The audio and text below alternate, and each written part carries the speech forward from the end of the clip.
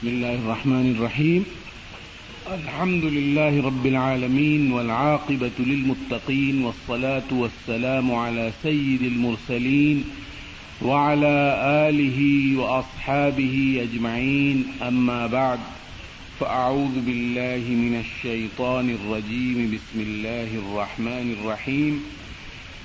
هو الذي بعث في الأميين رسولا منهم يتلو عليهم آياته ويزكيهم ويعلمهم الكتاب والحكمة وإن كانوا من قبل لفي ضلال مبين. صدق الله العظيم.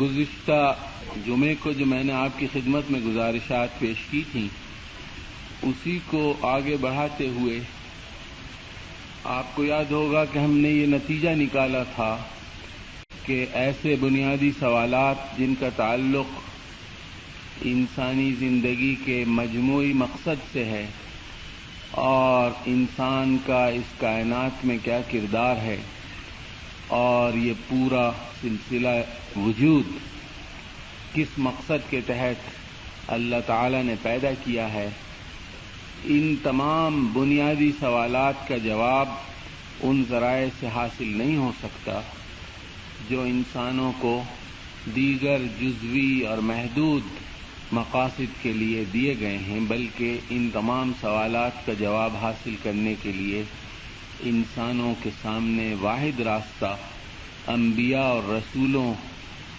کا راستہ ہے، جن کو اللہ تعالیٰ کی جانب سے جو خود خالق کائنات ہے، انسان کا خالق اور مالک ہے، اس کی جانب سے وہ مستند یقینی اور متعین ہدایت فراہم کی گئی ہے جس کو ہم وحی کہتے ہیں، اور وحی کی روشنی میں انسانی زندگی کا بنیادی نصب العین متعین ہوتا ہے۔ تو اللہ تعالیٰ نے جو کہ انسان کی فطرت کا بھی خالق ہے، انسان کی نفسیات کا بھی خالق ہے، اور اسی نے انسانوں کو تمام عقلی اور فکری اور ذہنی صلاحیتوں سے نوازا ہے، اسی نے اپنی حکمت اور انسان کی تخلیق میں جو مقصد کار فرما ہے اس کے مطابق انسانوں کی ہدایت، رہنمائی اور تعلیم کا فریضہ انبیاء اور رسولوں کے سپرد کیا ہے۔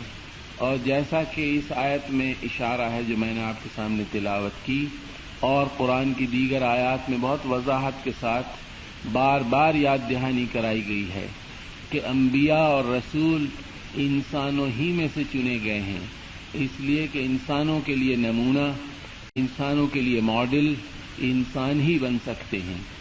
تو انسانوں کو رہنمائی فراہم کرنے کے لیے اللہ تعالی نے کچھ بہترین انسان، کچھ مثالی انسان اور ایسے انسان جو اخلاق، کردار، سیرت، فہم، دانش، حکمت اور عمل صالح کے اعلیٰ ترین مقام پر فائز ہیں، ان کو انسانوں کی تعلیم کے لیے منتخب فرمایا ہے۔ لہذا تعلیم کا جو بنیادی تصور اسلام دیتا ہے وہ وہی تصور ہے جس کی نمائندگی ہمیں انبیاء علیہم الصلاۃ والسلام کی سیرتوں میں ان کے جو عملی نمونے ہیں ان میں ملتی۔ لہذا اسلام کا تصور تعلیم سمجھنے کے لیے انبیاء کی حیثیت اور ان کے مقام و مرتبے کو سمجھنا ضروری ہے، اور اس کے ساتھ فوراً جو بات سمجھ میں آ جاتی ہے وہ یہ ہے کہ اسلام کے تصور تعلیم کی روح سے معلم کا اپنا کردار، اس کی اپنی حیثیت، اس کا مقام اور مرتبہ اور اس کا اپنا اعتبار اور وزن، جو بات وہ کہہ رہا ہے، جو علم وہ دے رہا ہے، جو تربیت وہ فراہم کر رہا ہے، اس کے پیچھے کس شخصیت کی فورس موجود ہے، اس کا کیا وزن ہے، اس کی کیا اخلاقی حیثیت ہے، اس کی فہم، اس کی دانش، اس کی حکمت، اس کا اپنا زندگی کے متعلق رویہ، ان علوم کے حوالے سے جن علوم کی فراہمی اس کے ذریعے انسانوں کو ہو رہی ہے، اس کا اپنا رویہ کیا ہے۔ یہ بنیادی حیثیت رکھتا ہے. لہذا آغاز ہی میں یہ بات سمجھ میں آ جاتی ہے کہ اسلام میں جو تعلیم کا عمل ہے وہ محض معلومات کی فراہمی نہیں ہے.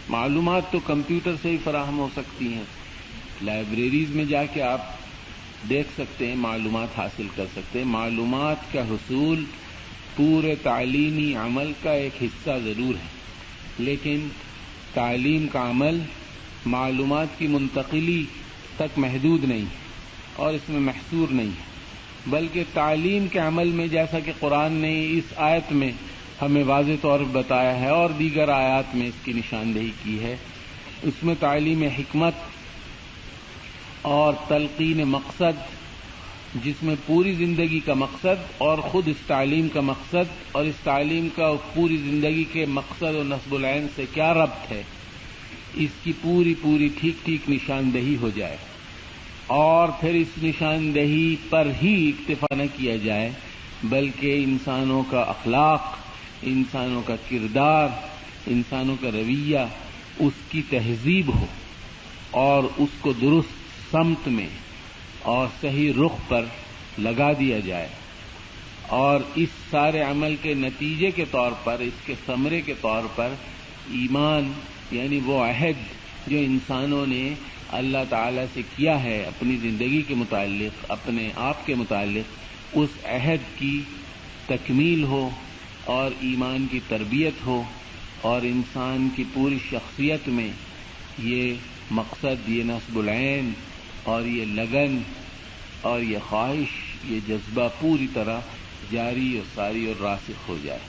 لہذا یہ جو تعلیم کا پروسیس ہے جس کے 3 بنیادی اجزاء ہیں، حقیقتاً 2 ہی ہیں، معلم اور متعلم. معلم اس میں ایک فریق ہے، سکھانے والا، اور متعلم دوسرا فریق ہے، سیکھنے والا، اور یہ دونوں عربی کے جس مادے سے نکلے ہیں وہ علم ہے. علم دونوں کے مابین رشتہ ہے. تو اس میں اصل بنیاد اور اس کا کور، اس کا جوہر یہ ہے کہ جو معلم ہے وہ ایک آئیڈیل، ایک نصب العین کے ساتھ وابستہ ہے، اور اس کے تمام زندگی کے رویے، اس کے تمام خیالات، اس کے تمام افکار، اس کے تمام جذبات، اس کی جملہ خواہشات، اس کی پسند ناپسند، اس کے فیصلے کے معیارات اور پیمانے، سب اس نصب العین کے گرد گھومتے ہیں. معلم کی یہ حیثیت ہے. اور پھر جب ایک آئیڈیل کے ساتھ محبت اور عقیدت اس معلم کے اندر ہے تو وہی محبت اور عقیدت اور تعلق اور تمسک اور التزام، اٹیچمنٹ، کمٹمنٹ، ایڈہیرنس، وہ سب متعلم تک منتقل ہوتا ہے. اور یہ ایک بنیادی طور پر روحانی تجربہ ہے. روحانی تجربے سے مراد یہ ہے کہ زندگی میں بہت سے فیصلے، بہت سے قدم انسان اٹھاتا ہے، لیکن آخری فیصلہ جو ہے ایسا فیصلہ کہ باقی تمام فیصلے پھر اس بنیادی فیصلے کے تابع ہو جائیں. زندگی کے سارے قدم اسی کے ماتحت اٹھیں. زندگی کی تمام پسند اور ناپسند، چوائس، پریفرنس اسی بنیادی فیصلے سے مربوط ہو اور ہم آہنگ ہو اور مطابق ہو. یہ آئیڈیل کے ساتھ جو اٹیچمنٹ ہے معلم کی، اور اس کے نتیجے میں وہ اٹیچمنٹ متعلم کے اندر پیدا کرتا ہے، یہ ایک روحانی تجربہ ہے. روح انسان کی پوری شخصیت کا اعلیٰ ترین جو لیول ہے، سطح ہے، اور جب اس ہائیسٹ لیول پر انسان ایک آئیڈیل، ایک نصب العین، ایک مقصد عظیم کے ساتھ وابستہ ہو جائے گا اور اس کی جو محبت ہے وہ اس کے ساتھ وابستہ ہوگی، تو اس کے نتائج پھر پوری زندگی میں نکلیں گے. یہ محبت کا لفظ میں نے اس لیے استعمال کیا، ممکن ہے آج کل کی جو انٹلیکچوئل لائف ہے، آج کل کی جو فکری فضا ہے، جو علمی ماحول اس زمانے میں ہے، اس میں یہ کوئی غیر علمی بات لگے، مگر یہ غیر علمی بات ہرگز نہیں ہے. انسان بہت سے رویے اختیار کرتا ہے اور بہت سی صورتحال جو پیدا ہوتی ہے، اس کو درپیش ہوتی ہے، واقعات کا سامنا ہوتا ہے، اس میں جو رویہ اختیار کرتا ہے، جو رد عمل رسپانس اس کے اندر پیدا ہوتا ہے، اس میں جو محرکات ہیں، ایک خوف کا محرک بھی ہے، ایک محبت کا محرک بھی ہے، لالچ کا محرک بھی ہے، آرام کا محرک بھی ہے، خود غرضی کا محرک بھی ہے، نفرت کا محرک بھی ہے. بہت سے محرکات ہیں جو انسان کے اندر رویہ اور رد عمل پیدا کرتے ہیں، اور اس میں سب سے بڑھ کر، سب سے قوی، سب سے طاقتور جو جذبہ محرک کا ہے، جو عمل پہ آمادہ کرتا ہے، رویے پہ آمادہ کرتا ہے، ایک نہج پر سوچ پیدا کرتا ہے، وہ محبت کا رویہ. یہی وجہ ہے کہ قرآن مجید نے انسان کو بندگی کی دعوت تو دی ہے، لیکن بندگی میں جو اعلیٰ ترین مقام اس نے قرار دیا ہے وہ محبت کا مقام ہے. قل ان کنتم تحبون اللہ فاتبعونی یحببکم اللہ ویغفر لکم ذنوبکم واللہ غفور رحیم. اس میں غور طلب بات یہ ہے کہ اللہ کے ساتھ اگر انسان محبت کرتا ہے تو اس محبت کا امتحان یہ ہے کہ وہ رسول اللہ صلی اللہ علیہ وسلم کا اتباع کرے، ان کے نقش قدم پر چلے، ان کے راستے کو اپنائے، اس کو پسند کرے، اس کو دل و جان سے قبول کرے، اور اس پر چلنے کی پوری خواہش اور جذبہ اور کوشش انجام دے. اور اگر وہ ایسا کرے گا، کیونکہ یہی واحد راستہ ہے اللہ تعالی کے ساتھ محبت اور بندگی اختیار کرنے کا، اللہ نے خود یہ راستہ واضح کیا ہے. اگر انسان اس امتحان میں کامیاب اور سرخرو ہو اور اپنے محبت کی صداقت کا ثبوت اس اتباع سنت نبوی صلی اللہ علیہ وسلم کے ذریعے دے، تو پھر اس کا ثمرہ یہ ہے کہ یحببکم اللہ، پھر جواب میں اللہ محبت کرے گا. اور یہ بات ہر انسان کی سمجھ میں آ سکتی ہے کہ مکمل محبت وہ ہے کہ جس میں محبوب بھی جوابی محبت کرے. یک طرفہ محبت مکمل محبت نہیں ہے. تو مکمل محبت جب ہوگی کہ جب اس اتباع کے بعد انسان کی طرف سے مکمل اپنی حیثیت، اپنی طاقت، اپنی وسعت کے مطابق یہ ثبوت فراہم کرنے کے بعد کہ وہ اللہ سے واقعی محبت کرتا ہے اور اس بنا پر اللہ کے بتائے ہوئے راستے پر چلتا ہے جو محمد صلی اللہ علیہ وسلم کا راستہ ہے، تو اس کے نتیجے میں وہ اللہ کی محبت کا مستحق قرار دیا جاتا ہے. پھر محبت کا جب تعلق قائم ہو جائے تو اس کے بعد باقی رویوں میں زیادہ کوشش کی ضرورت نہیں پڑتی، پھر جو کام مشکل ہے وہ آسان ہو جاتا ہے، اور جو دوسروں کو دشوار لگتا ہے وہ اس کو بہت آسان لگتا ہے. اس کے لیے نہ بہت زیادہ دلائل کی ضرورت ہوتی ہے، نہ بہت زیادہ حجت انسان کرتا ہے، نہ بہت زیادہ تأمل کرتا ہے، نہ بہت زیادہ تردد کرتا ہے.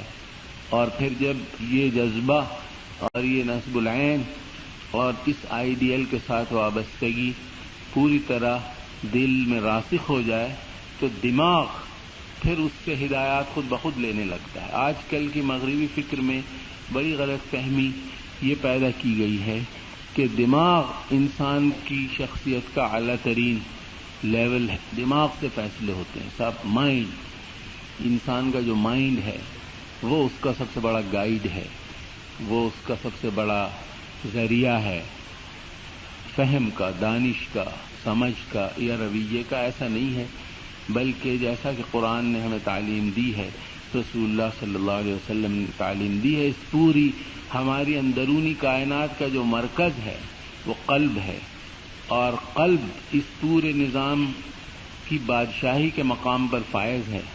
اور جب قلب میں حب اللہ راسخ ہو جائے، جاگزین ہو جائے، جڑ پکڑ لے، تو اس کے بعد دماغ اور ذہن اور حواس اور وہ تمام ذرائع جن کا میں نے گزشتہ گفتگو میں ذکر کیا تھا، چاہے وجدان ہو، چاہے انسان کی جبلت ہو، چاہے انسان کی خواہشات ہوں، چاہے انسان کی ادنا ترین سوچ ہو، وہ تمام کی تمام خود بخود اس بادشاہ یعنی قلب کی اطاعت میں لگ جاتی ہیں، اور قلب ایمان سے اور اللہ کی محبت سے معمور ہو جاتا ہے.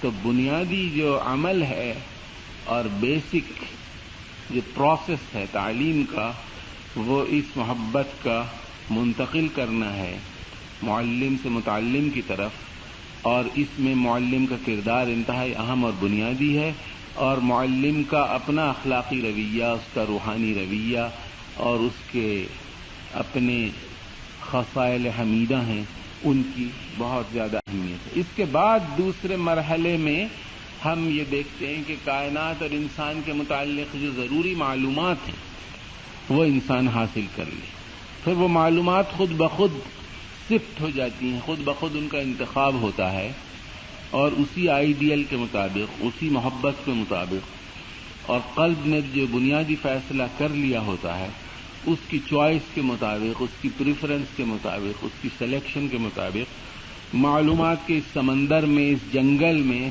انسان کو اپنے آئیڈیل، اپنے نصب العین، اپنے مقصد حقیقی کے مطابق اس سے ہم آہنگ معلومات کے انتخاب میں آسانی ہوتی ہے۔ یہ فکری تجربہ ہے، اس کو آپ انٹلیکچول ایکسپیرئنس کہہ سکتی ہیں۔ اور تیسری سطح جو ہے، جو اس کا لازمی نتیجہ ہے، وہ یہ کہ پھر آئیڈیل یعنی اللہ کے ساتھ محبت، اس کے مطابق جو خیر اور شر کے پیمانے ہیں جو متعین ہو جاتے ہیں، کچھ چیزیں خیر ہیں، کچھ چیزیں شر ہیں، اور ان کا تعین پورے یقین کے ساتھ اور پوری تحدید کے ساتھ بغیر کسی شک و شبے کے واضح کر دیا جاتا ہے انبیاء اور رسولوں کی تعلیمات کے ذریعے۔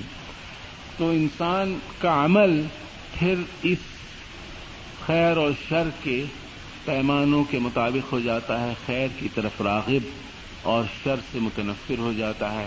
یہ ایک اخلاقی تجربہ ہے۔ اخلاق پر جس قدر بحث دنیا میں کی گئی ہے، جتنے فلسفے وجود میں آئے ہیں، ان کا خلاصہ بہت سادہ الفاظ میں یہ ہے کہ اخلاق میں یہ ڈیفائن کیا جاتا ہے کہ خیر کیا ہے اور شر کیا ہے، اور خیر کا فروغ اور شر کا مقابلہ ہر سطح پر، ہر قدم پر، ہر لمحے یہ انسان کی زندگی میں درپیش ہے، یہ معرکہ۔ تو اس معرکے میں انسان صحیح رخ پر جب صحیح اخلاقی رویہ اختیار کر لیتا ہے، یعنی وہ خیر کو خیر کے طور پر دیکھنے لگتا ہے، شر کو شر کے طور پر دیکھنے لگتا ہے، تو اس تعلیم کے نتیجے میں جو ایک روحانی تجربے سے شروع ہوئی تھی اور پھر اس کے بعد فکری تجربے سے گزری، تو اب وہ اخلاقی تجربے سے گزرتی۔ اور اسی میں آپ شامل کر لیجئے کہ ان تمام تصورات کے مطابق جو اس آئیڈیل کے گرد گھوم رہے ہیں، پھر انسان کی جو جمالیاتی تخلیقات ہیں، جو انسان کے ایستھیٹک ایکسپریشنز ہیں، کیونکہ میں نے عرض کیا تھا، آپ کو یاد ہوگا کہ انسان کے اندر تجسس بھی ہے، یعنی علم کے حصول کی خواہش بھی ہے، اور انسان کے اندر variety, change, improvement, refinement, sophistication, اس کا بھی ایک جذبہ موجود ہے، اور یہ فطری جذبہ ہے، اور اسی جذبے کی تسکین کے نتائج آپ کو دنیا میں کلچر، سویلائزیشن اور اس کی جو اچیومنٹس ہیں اس کی صورت میں نظر آتے ہیں۔ تو جب انسان روحانی، فکری، اخلاقی تجربے سے گزرتا ہے اور پھر وہ اپنی اس جذبہ جمال کی تسکین میں کوشاں ہوتا ہے، تو جو نتائج پیدا ہوتے ہیں وہ اسی نصب العین کے مطابق ہوتے ہیں۔ یہی وجہ ہے کہ مسلمانوں نے جو آرٹ پیدا کیا، آپ کو نظر آئے گا کہ اس میں ایک وحدانیت کا تصور بہت غالب ہے، اس میں ایک وحدت فکر ہے، وحدت عمل ہے، وحدت مقصد ہے، زندگی کا جو ایک کلی رویہ ہے، اللہ کی طرف لے جانے والا، آخرت کی یاد دلانے والا، وہ رویہ بہت نمایاں، اس کی بہت گہری چھاپ نظر آتی ہے، چاہے وہ جمالیاتی اثرات اندلس کے عہد اسلامی سے تعلق رکھتے ہوں، یا مغلیہ دور سے تعلق رکھتے ہوں، یا وسطی ایشیا کے اسلامی عہد زرین سے تعلق رکھتے ہوں۔ دنیا اسلام کے کسی حصے میں جب کبھی مسلم فنکار نے یا موجد نے کوئی فنی تخلیق کی ہے، یا کسی ادیب نے یا شاعر نے کوئی ادبی شہپارہ تخلیق کیا ہے، تو اس میں اسی توحید کے عقیدے کی جھلک اور انسان کا اللہ تعالیٰ کے ساتھ جو تعلق ہے محبت کا وہ بہت نمایاں اور گہرا نظر آتا ہے. یہی وجہ ہے کہ سب سے زیادہ جس شعبے میں مسلمانوں نے فنی ترقی کی ہے وہ خطاطی اور مسجد کی تعمیر ہے. اس سے مراد یہ نہیں کہ باقی کچھ نہیں کیا، باقی بہت کچھ کیا، لیکن تمام لوگ جو اس فن سے واقف ہیں اور فنون کی تاریخ سے آگاہ ہیں، چاہے وہ مسلمان ہو یا غیر مسلم، انہوں نے اس پہ بہت کلام کیا ہے اور ہزاروں صفحات لکھے ہیں اور اس نتیجے تک پہنچے ہیں کہ خطاطی میں یعنی قرآن کو لکھنے کے عمل کے نتیجے میں جو فنی محاسن اور جمالیات اور خوبصورتیاں مسلمانوں نے پیدا کی ہیں، اس کا مقابلہ کسی قوم نے، کسی ملت نے نہیں کیا. اس درجے پر جن لوگوں کو آپ میں سے ترکی جانے کا اتفاق ہوا ہو یا قاہرہ اور پاکستان میں بھی ان تاریخی عمارتوں کو دیکھنے کا اتفاق ہوا ہو جہاں مسلمانوں نے جا بجا دیواروں پر، چھتوں پر، مختلف عمارتوں کے حصوں میں یہ تخلیقات خطاطی کی ہیں، وہ اس بات کی بآسانی گواہی دے سکتے ہیں کہ اس جمالیاتی تجربے کا جو جوہر تھا، اس کی جو اسپرٹ تھی، وہ کس قدر متعلق تھی اس اعلیٰ اور بنیادی نصب العین سے، یعنی اللہ کے ساتھ انسان کا تعلق. یہی وجہ ہے کہ اللہ کی کتاب کو لکھنے میں اور اس کو ایک مجسم شکل دینے میں، تاکہ یہ زندگی میں ایک کنکریٹ شکل کی صورت میں ہر وقت سامنے رہے، ہر وقت انسپائر کرے، اس سے برکت بھی ہو اور اس سے ماحول بھی بنے اور اس سے یاد دہانی بھی ہو، اور اس رخ پر مسلمانوں کا جو آرٹسٹک جینیس ہے وہ ترقی کرے. ایک ہماری لائبریری میں کتاب ہے، کبھی آپ کو آنے کا موقع ملے تو آپ ملاحظہ کیجیے گا، اس میں بر صغیر کے ایک خطاط نے قرآن مجید لکھا ہے، اور قرآن مجید میں آپ کو معلوم ہے بسم اللہ الرحمن الرحیم 114 مرتبہ آئی ہے. سورہ توبہ میں نہیں آئی بلکہ قرآن کے متن میں ایک دفعہ آئی ہے، اس لیے 114 مرتبہ ہم شمار کرتے ہیں. تو اس نے 114 مرتبہ الگ طریقے سے لکھا ہے. آپ اندازہ لگائیے کہ کیا اس کا فرٹائل مائنڈ ہوگا اور آرٹسٹک جینیس کس درجے کا ہوگا کہ اس نے 114 طریقے اور ہر ایک دوسرے سے زیادہ خوبصورت اور یونیک اور منفرد اور اپنی جگہ ایک شاہکار خطاطی کا. ابھی کل یہاں ایک جگہ نمائش تھی چھوٹی سی خطاطی کی، وہاں سوئٹزرلینڈ کے سفیر صاحب جو غیر مسلم ہیں، عربی نہیں جانتے اور مسلمان بھی نہیں، وہ بہت غور سے دیکھ رہے. تو میں نے ان سے یہ پوچھا کہ ہم لوگ جب خطاطی دیکھتے ہیں تو ہمارے ذہن میں تو عموماً اس کا مفہوم زیادہ نمایاں رہتا ہے، کیونکہ ہمیں مفہوم سمجھ میں آتا ہے، لیکن آپ کو چونکہ مفہوم سمجھ میں نہیں آتا تو آپ کے اس میں دلچسپی کی کیا وجہ ہے؟ کیا چیز آپ کو انسپائر؟ انہوں نے کہا اس کے اندر کوئی چیز ہے جو اپنی طرف کھینچتی ہے. تو اب آپ دیکھیے کہ کیا چیز کھینچتی ہے. میں نے اس کا مطلب یہ سمجھا کہ چونکہ کلام الہی کی نسبت اللہ تعالیٰ سے بہت قریبی اور گہری ہے، اور اللہ تعالیٰ کی صفت ہے کلام، اور اس صفت کا مظہر ہے قرآن مجید، تو جب اس کو منتقل کیا جائے گا اشکال میں، خطوط میں اور تحریر میں، تو اللہ تعالیٰ کی بڑائی اور بزرگی اور اس کی صفات کا ظہور کسی نہ کسی درجے میں ہوگا. اور انسان کی فطرت میں ہے اللہ تعالیٰ کے ساتھ تعلق اور کھینچنا، چاہے وہ غیر مسلم ہے، وہ اپنی فطرت سے باغی ہے، سرکش ہے، دور ہے، غافل ہے، لیکن بہرحال اس کے اثرات باقی ہیں.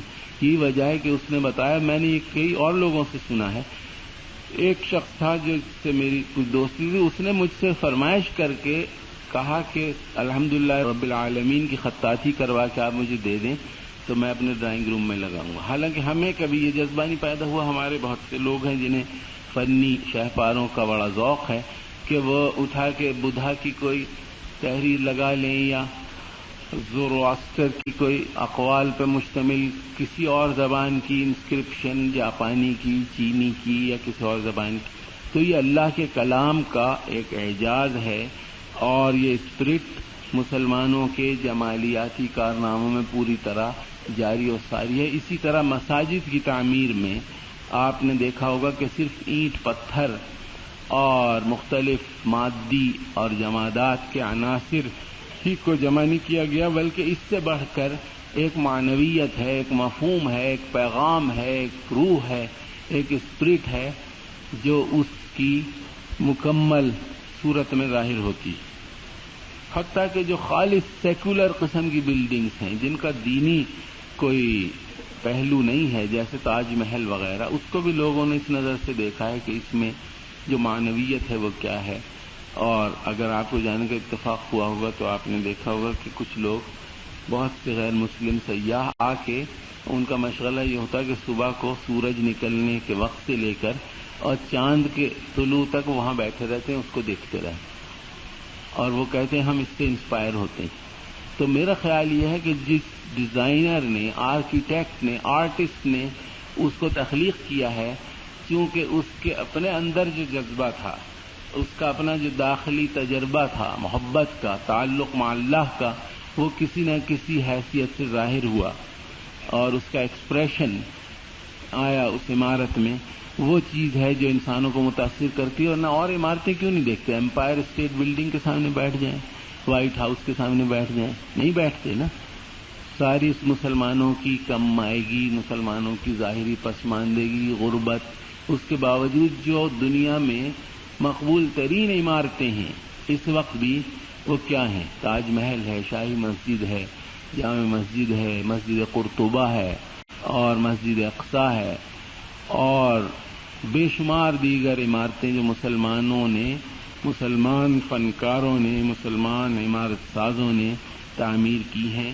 اور ان کے جمالیاتی اظہار میں ان کا عقیدہ توحید پوری طرح جھلک رہا ہے اور اللہ سے محبت چھلک رہی ہے. لہذا خلاصہ یہ ہے کہ آئیڈیل کے ساتھ محبت جو معلم سے متعلم میں منتقل ہوتی ہے، اس محبت کے نتیجے میں انسانی رویے اور انسانی عادتیں اور انسانوں کے جذبات، محرکات، موٹیوز، وہ سب پسند ناپسند، انسانوں کے افکار، انسانوں کے خیالات، انسانوں کی امیدیں، خواہشات، انسانی اقدار، انسانوں کی مہارتیں اور ملکات اس آئیڈیل کے مطابق ڈھل جاتے ہیں. لہذا تعلیم در حقیقت ہمارے نظریے کے مطابق ایسا جامع عمل ہے کہ جس کے ذریعے اس امت کے علمی اور عملی رہنما اپنی آئندہ نسلوں کو اس مشترک نصب العین سے، جس نصب العین کے ساتھ وابستگی در حقیقت اس امت کی تشکیل کی بنیاد ہے. امت کی تشکیل کی بنیاد کیا ہے؟ ایمان باللہ. اور اسی سے یہ بات اگرچہ موضوع سے غیر متعلق ہے، بڑی آسانی سمجھ میں آ سکتی ہے کہ امت کیوں افتراق کا شکار ہے. اس لیے کہ جو جڑ ہے، بنیاد ہے، وہ کمزور ہے. بہت سادہ بات ہے، اس میں کسی زیادہ بحث کی ضرورت نہیں کہ اگر ایک خاندان کے افراد آپس میں جڑے ہوئے ہیں، متحد ہیں، محبت اور خلوص کا تعلق ان میں بہت گہرا ہے اور رشتہ مضبوط ہے، تو وہ خاندان ایسا ہوگا کہ جس میں ماں باپ جو بنیاد ہیں خاندان کی، ان کے ساتھ بھی تعلق ہوگا. یہ ممکن نہیں کہ ماں باپ سے برگشتہ اور بیزار ہوں اور بہن بھائی خوب آپس میں دوست. لہذا اللہ کے ساتھ تعلق اور رسول اللہ صلی اللہ علیہ وسلم کے ساتھ محبت جس قدر گہری ہوگی، اسی قدر مسلمان جڑ جائیں گے. فَأَصْبَحْتُمْ بِنِعْمَتِهِ إِخْوَانًا. قرآن نے یہ کہا کہ تم اس کی نعمت سے، اس کے انعام کے طور پر، اس کے نتیجے کے طور پر جڑ گئے آپس اور بھائی بھائی بن گئے اور آپس کی دشمنیاں، نفرتیں ختم ہو گئیں. لہذا نتیجے کی طرف بھاگنے کے بجائے سبب کی طرف ہمیں جانا چاہیے. اور آپ نے دیکھا ہوگا کہ صحابہ کے زمانے میں کبھی کوئی اسلامک سمٹ کانفرنس نہیں ہوئی. ہوا کبھی نہیں ہوا، اس کی ضرورت ہی نہیں. جب سے یہ کانفرنسیں شروع ہوئی ہیں کوئی اتحاد نہیں ہوتا، ویسا ہی رہتا ہے، اس سے زیادہ صورتحال بگڑتی جاتی ہے. اس لیے کہ ہم نے اس مسئلے کو اس کی گہرائی کے ساتھ اور حقیقت کے ساتھ نہیں سمجھا. تو جب مشترک نصب العین کے ساتھ، یعنی تعلق مع اللہ، معلم سے متعلم کی طرف منتقل ہوتا ہے، تو اسی کے ساتھ جو آگہی ہے اور دانش ہے اور وفاداری ہے، وہ بھی منتقل ہوتی. اور اگر یہ منتقل نہیں ہوتی یا جس حد تک منتقل نہیں ہوتی اسی حد تک اسلامی تعلیم ناقص اور نامکمل. اور جس قدر زیادہ آئیڈیل کے ساتھ وفاداری یعنی اللہ کے ساتھ تعلق منتقل ہوگا معلم سے متعلم تک, اسی حد تک یہ کہنا صحیح ہوگا کہ یہ تعلیم اسلامی تعلیم ہے.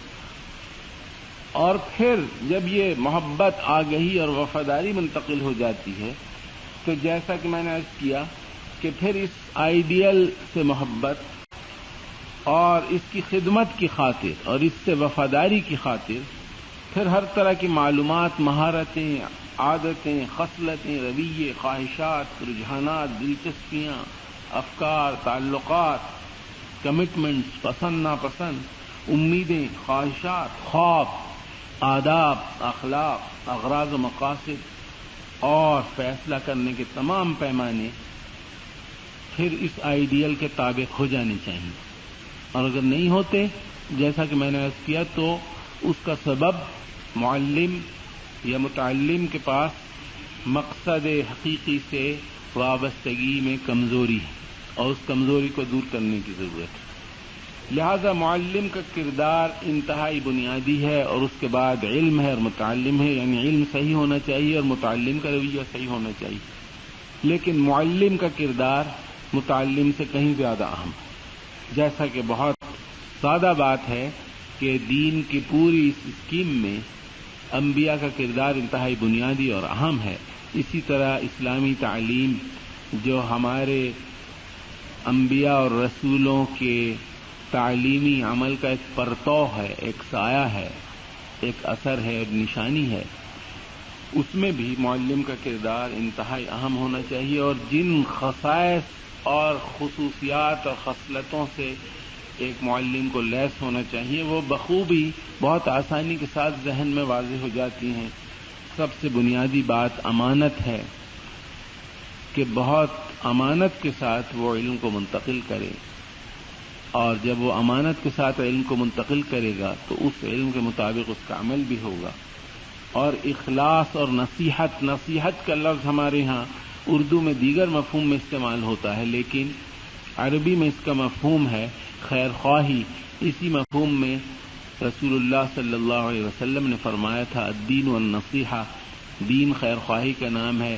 اللہ کے ساتھ, رسول کے ساتھ, امت کے ساتھ, انسانوں کے ساتھ, ہر ایک کے ساتھ خیر خواہی کا رویہ معلم کے لیے لازمی ہے اور لابدی ہے کہ وہ متعلم کے لیے خیر خواہی کے جذبات سے لبریز ہو اور معمور ہو.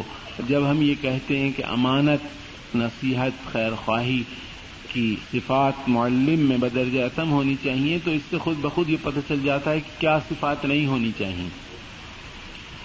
اور تواضع اس میں انتہائی ضروری ہے کیونکہ علم کے مقابلے میں اپنے کو جب تک آدمی متواضع نہ سمجھے, ایک رویہ یہ ہے کہ علم کو استعمال کرنے کا رویہ, میں اس کی طرف بعد میں اشارہ کروں گا, علم کو اپنے مفاد کے لیے استعمال کرنا, اپنی غرض کے لیے استعمال کرنا اور کسی دیگر مقصد کے لیے ذریعہ بنانا, اس میں تواضع کا رویہ نہیں پیدا ہو سکتا, انکساری کا رویہ, اپنے کو کم سمجھنے کا رویہ. اور ظاہر اپنے کو کم آدمی جب ہی سمجھے گا جب مقصد کو اعلیٰ سمجھے گا. اگر مقصد کو بھی اپنے تابع کرے گا تو پھر وہ متواضع نہیں ہو سکتا. اور آپ نے سنا ہوگا کہ ہماری روایت میں معلم کو باپ سے تشبیہ دی جاتی ہے. اس تشبیہ میں وجہ تشبیہ کیا ہے؟ وجہ تشبیہ یہ ہے کہ دنیا میں واحد شخص جو دوسرے کو اپنے سے بہتر بنانے کی خواہش رکھتا ہے, بالعموم استثناءات سے بحث نہیں ہے, استثناء ہو سکتا ہے, جنرلی انسانی فطرت کو دیکھتے ہوئے وہ باپ ہے جو اپنی اولاد کو اپنے سے بہتر دیکھنا چاہتا ہے. ورنہ کوئی رشتہ ایسا نہیں ہے, شاید ماں بھی نہیں. اگر آپ برا نہ مانیں تو میں کہوں گا نفسیاتی طور پر ایک خاص ٹینشن, ایک خاص جیلسی ہوتی ہے کہ لڑکی ماں سے زیادہ خوبصورت ہے, زیادہ پڑھی لکھی ہے, کچھ نہ کچھ ہوتا ہے ضرور. استثناءات موجود ہیں, خدا کرے آپ سب استثناءات میں سے ہوں, لیکن باپ وہ فرد ہے اور دیکھیے کیا فطرت کا انتظام ہے. اگر ایسا نہ ہو تو کیسے انسان ترقی کرے, کیسے آگے بڑھے؟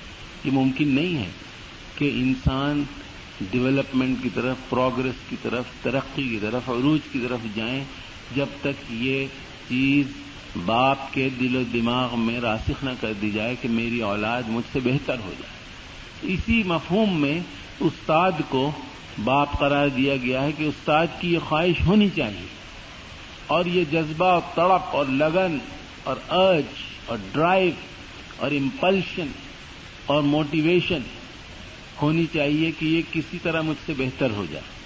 اس نصب العین کو آگے بڑھانے, اس نصب العین کی خدمت کرنے میں, اس نصب العین کے ساتھ وفاداری نبھانے میں, اس نصب العین سے پوری طرح ہم آہنگ ہو کر علم اور فکر اور فن اور علوم کے تمام شعبوں کو آگے بڑھانے. جب یہ جذبہ ہوتا ہے تو پھر ظاہر بات ہے کہ یہ جذبہ خیر خواہی کا اعلیٰ ترین معیار ہے, اور اس جذبے کی روح سے پھر معلم شاگرد کو بھی اپنا محسن سمجھتا ہے. کیوں؟ اس لیے کہ شاگرد سبب بنتا ہے اللہ تعالی کے سامنے معلم کے سرخرو ہونے کا. اللہ کرے کہ آپ بھی میرے لیے سبب بنے اللہ کے سامنے سرخرو ہونے کا.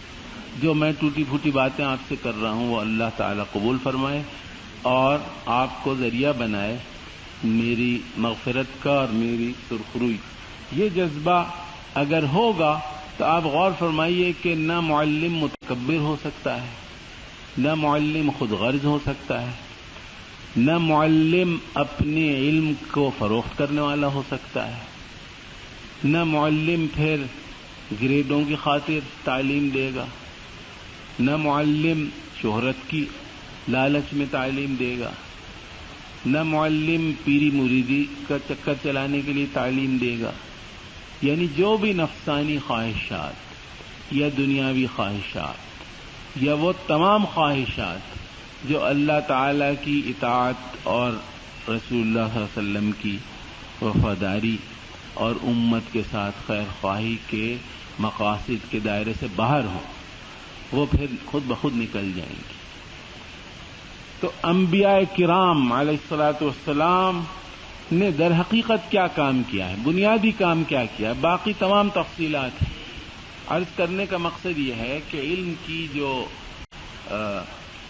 پوری گاڑی ہے, اس کا جو عمل ہے, پروسیس ہے, اس کی تفصیلات, اس کے اجزاء, اس کی شاخیں, اس کے شعبے بہت ہیں, لیکن اصل الاصول, اس کا کور, اس کا سبسٹنس, اس کا جوہر کیا ہے؟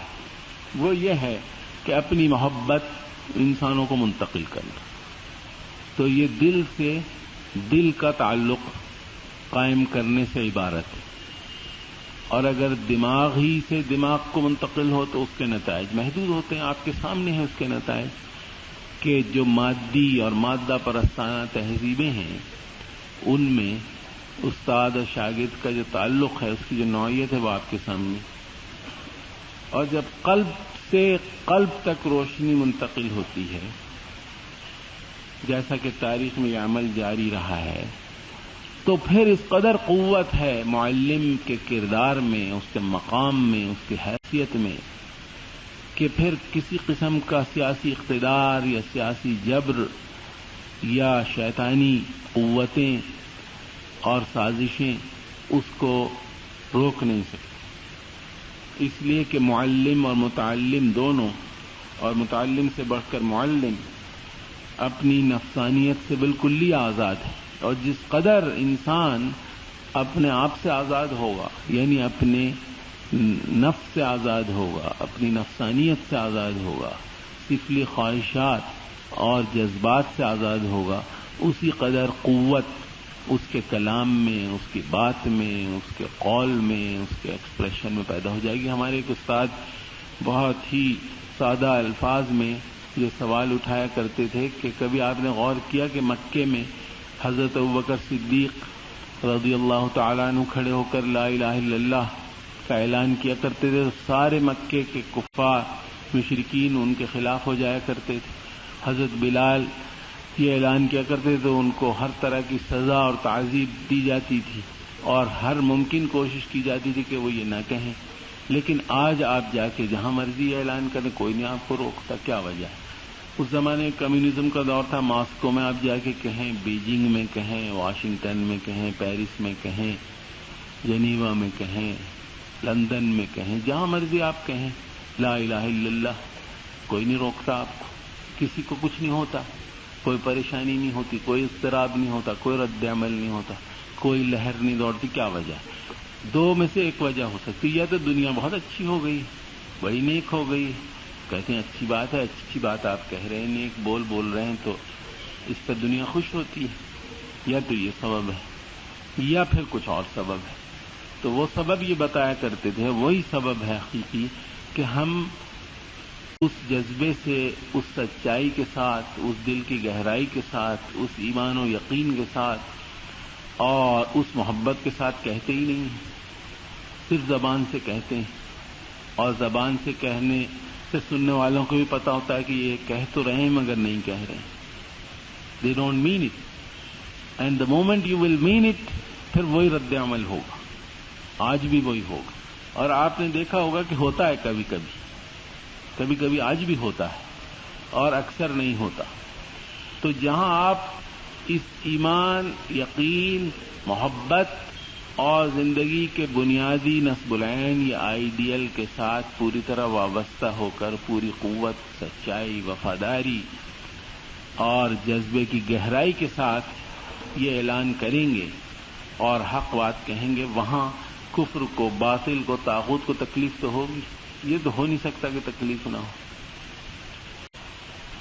یہ ایک ہماری بہت خوش قسمتی ہے اور مسلمان امت اس پر جتنا بھی فخر کرے کم ہے کہ تاریخی طور پر اسلامی علوم کا جو منتقلی کا عمل ہے، رسول اللہ صلی اللہ علیہ وسلم کی زبان سے جو کلمات نکلے ہیں اور ان کو صحابہ کے کانوں نے سنا ہے اور محفوظ کیا ہے، عمل میں بھی اور علم میں بھی، یعنی اپنے عقل و دماغ اور قلب میں بھی محفوظ کیا ہے اور اپنے عمل کے ذریعے بھی ان کو پائیدار کیا ہے اور پھر نسل در نسل منتقل کیا ہے. اس عمل میں سیاسی اقتدار کا کوئی اثر اور کوئی کنٹرول نہیں رہا. یہ بڑی قابل غور بات ہے. ورنہ ہونا یہ چاہیے تھا کہ جتنے خلفاء گزرے ہیں، اموی خلفاء، عباسی خلفاء، بعد کے دور میں فاطمی خلفاء، جو وہ چاہتے وہی ہوتا، جو علم وہ فروغ دینا چاہتے وہ علم فروغ پاتا. آپ غور فرمائیے کہ مثال کے طور پر جو محدثین کرام ہیں، ان میں سے کسی کا تعلق اپنے زمانے میں سیاسی اقتدار سے نہیں رہا. اس میں خلفائے راشدین کا استثناء کروں گا، کیونکہ خلفائے راشدین کی حیثیت امت کے اجماع کی روح سے بالکل الگ اور نمایاں اور ممتاز ہے. وہ رسول اللہ صلی اللہ علیہ وسلم کی براہ راست شاگردی کا شرف رکھتے تھے. ان کے بعد آنے والے لوگ خاص طور پر ان زمانوں میں جب اخلاق اور کردار کا وہ اونچا معیار نہیں رہا جو صحابہ کرام اور خلفائے راشدین رضی اللہ عنہم کے زمانے میں تھا، اس زمانے میں مسلمان معاشرہ اور مسلمان امت نے رسول اللہ صلی اللہ علیہ وسلم کی اس علمی میراث کو اس طرح سے محفوظ رکھا اور فروغ دیا اور وسعت دی کہ حکومت وقت کے اثرات سے بالکل آزاد رہا. 4 جو ہمارے ہاں اسکول مشہور ہیں فقہی، مکاتب فقہ، ان کے جو مؤسسین ہیں، آپ غور فرمائیے کہ وہ چاروں کے چاروں آج کل کی اصطلاح کے مطابق اپوزیشن سے تعلق رکھتے تھے. نہ صرف یہ کہ ان کا حکومت سے کوئی تعلق نہیں تھا، بلکہ وہ اکثر صورتوں میں حکومت کے مخالفین میں شمار ہوتے تھے. حضرت امام ابو حنیفہ، حضرت امام مالک، حضرت امام شافعی، حضرت امام احمد بن حنبل، ان میں سے 3 حضرات کے تو تعلقات بہت کشیدہ رہے. حضرت امام مالک پر دباؤ ایک زمانے میں ڈالا گیا کہ یہ فتویٰ دے دیں کہ زبردستی اگر طلاق لے لی جائے تو وہ بھی ہو جاتی. تو وہ مدینے کی گلیوں میں نکلے اور انہوں نے یہ اعلان کیا، من عرفنی فقد عرفنی ومن لم يعرفنی فلیعرف انا مالک بن انس اقول بان طلاق المکرہ لا یقع جو کوئی مجھے جانتا ہے وہ تو مجھے جانتا ہے، جو مجھے نہیں جانتا وہ بھی جان لے کہ میں مالک ابن انس ہوں۔ میں یہ کہتا ہوں ببانگ دہل کہ زبردستی کی طلاق نہیں ہوتی۔ ہمارے علماء اور مفکرین نے ہر مرحلے پر علم تعلیم کی آزادی کی حفاظت کی تاکہ سیاسی مصالح، مفادات اور خود غرضیوں کے اثرات سے پاک یہ علم منتقل ہو، اور اس علم کی منتقلی میں آزادی کی ضرورت اس لیے پیش آئی کہ ہمارے تصور کے مطابق محض علم کا فراہم کرنا کافی نہیں ہے، بلکہ علم نافع اور علم مستند کا فراہم کرنا۔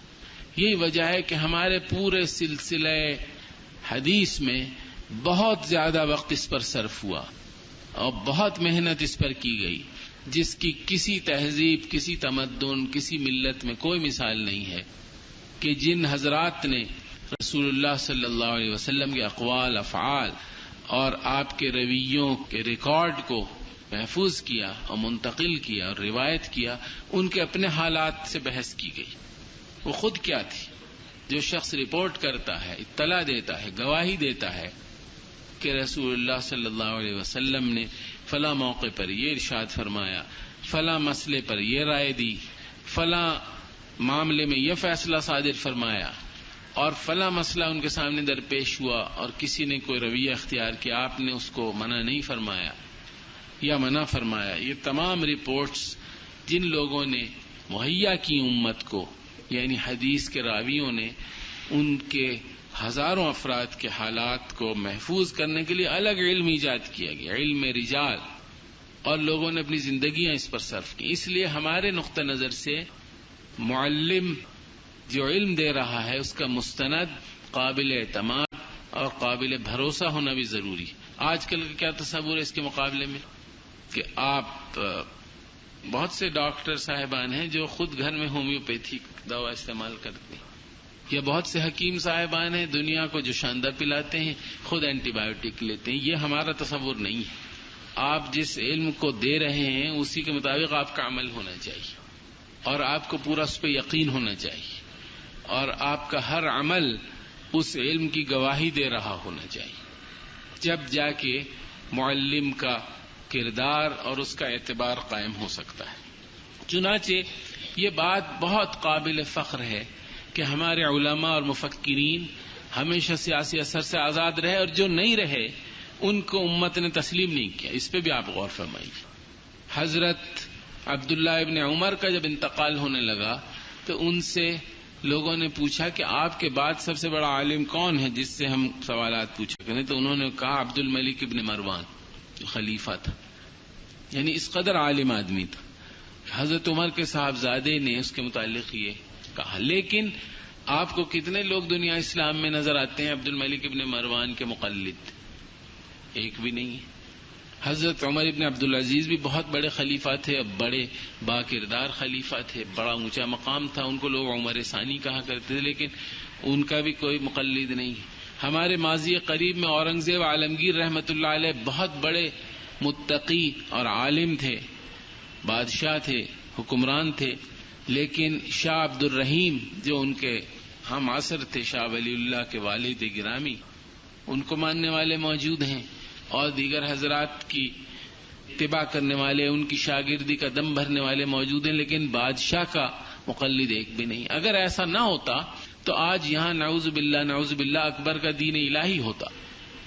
آپ کو معلوم ہے، جو لوگ تاریخ سے واقف ہیں، کہ کس قدر کوششیں کی گئیں یہاں بر صغیر میں ہندوازم اور اسلام کو ملانے کی اور اس امتیاز کو ختم کرنے کی، لیکن وہ کوششیں تمام سیاسی اقتدار اور جبر، طاقت، وسائل، مال و دولت، ترغیب اور ترہیب کے باوجود ناکام رہی، اس لیے کہ مسلمان امت کے اجتماعی ضمیر اور شعور میں ہمیشہ سے یہ بات راسخ رہی کہ جس علم کے ساتھ عمل نہیں ہے وہ علم قابل قبول نہیں ہے، قابل اعتماد نہیں ہے، اور اس علم کو مسلمانوں نے کبھی اہمیت نہیں دی۔ ورنہ اس زمانے میں فیضی اور ابو الفضل دو درباری تھے، ان کو بھی بہت ماننے والے ہوتے، میں نام لوں گا تو ممکن ہے پسندیدہ نہ سمجھے جائے، ہمارے یہاں بہت سے درباری علماء رہے ہیں، لیکن آج کتنے لوگ ان کو مانتے ہیں، کتنے لوگ ان کا دم بھرتے ہیں یا ان پر اعتماد رکھتے ہیں؟ تو مسلمانوں کے اجتماعی ضمیر اور شعور میں یہ بات روز اول سے راسخ ہے کہ علم کے لیے ضروری ہے، علم حاصل کرنے کے لیے، اخذ کرنے کے لیے، کہ جو ذریعہ ہے علم کا، اس کا اپنا کردار، اس کی اپنی سیرت، اس کا اپنا عمل اس علم کے مطابق ہو۔ میں نے ابھی عرض کیا تھا کہ ہمارے یہاں استاد اور معلم کی صفات میں یہ بات شامل ہے کہ وہ خیر خواہی کے جذبے سے معمور ہو۔ مجھے یاد آتا ہے کہ درجنوں مثالیں تاریخ میں ایسی ہیں کہ شاگرد استاد سے آگے بڑھے۔ مثال کے طور پر آپ میں سے کتنوں نے حماد ابن ابی سلیمان کا نام سنا ہے؟ ان کے شاگرد کا نام آپ نے بہت سنا ہوگا، امام ابو حنیفہ۔ آپ میں سے کتنوں نے حضرت نافع کا نام سنا ہے؟ صاحب حضرت نافع ایک بہت بڑے محدث مدینے میں تھے، لیکن امام مالک کا نام آپ نے سنا ہے۔ اور آپ میں سے کتنوں نے امام الحرمین جوینی، ابو المعالی جوینی کا نام سنا ہے؟ کتنوں نے سنا ہے؟ ہاتھ اٹھائیں ذرا۔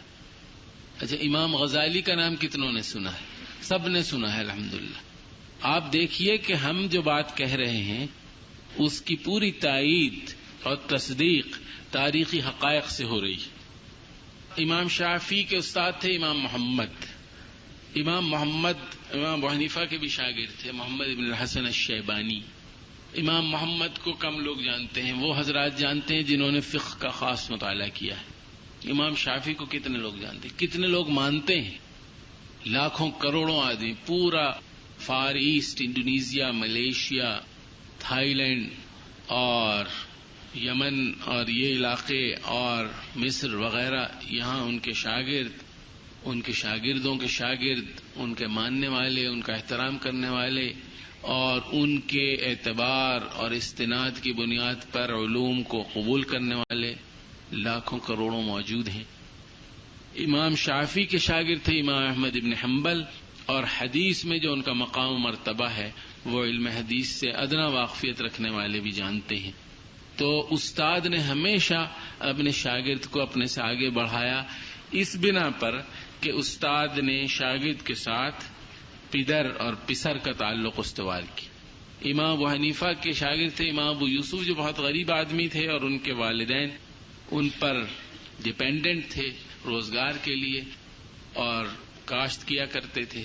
امام ابو حنیفہ نے ساری عمر جب تک وہ پڑھتے رہے ان کا اپنی جیب سے خرچ برداشت کیا اور ان کے والدین کو، ان کے اہل خاندان کو پہنچاتے رہے، اور اس کا نتیجہ امام ابو یوسف کی صورت میں نکلا، اور وہ خلیفہ ہارون الرشید کے زمانے میں قاضی القضات مقرر ہوئے۔ ان کی مشہور کتاب الخراج کا نام آپ نے سنا ہوگا، اور بہت سی مثالیں تاریخ سے فراہم کی جا سکتی ہیں کہ جب معلم نے ان تمام صفات کے زیور سے اپنے کو آراستہ کیا کہ جو رسول اللہ صلی اللہ علیہ وسلم نے اپنی سیرت میں ہمیں سکھائی ہیں، قرآن نے ہمیں بتائی ہیں، تو نتیجے کے طور پر علم کو فروغ بھی ہوا اور متعلم معلم سے ہمیشہ آگے نکلا۔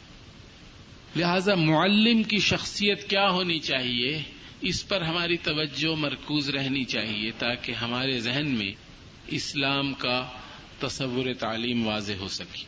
تو جیسا کہ میں نے عرض کیا، شرط اول ہے علم اور عمل کے درمیان موافقت، complete concordance between knowledge and action, اور ہر نبی کی زبان سے تقریباً قرآن نے یہ الفاظ ادا کروائے ہیں، انا اول المسلمین، سب سے پہلے اللہ کے سامنے سر جھکانے والا، اللہ کے سامنے اپنی بندگی کا اقرار کرنے والا اور اللہ کے احکام کی فرما برداری کرنے والا میں خود ہوں۔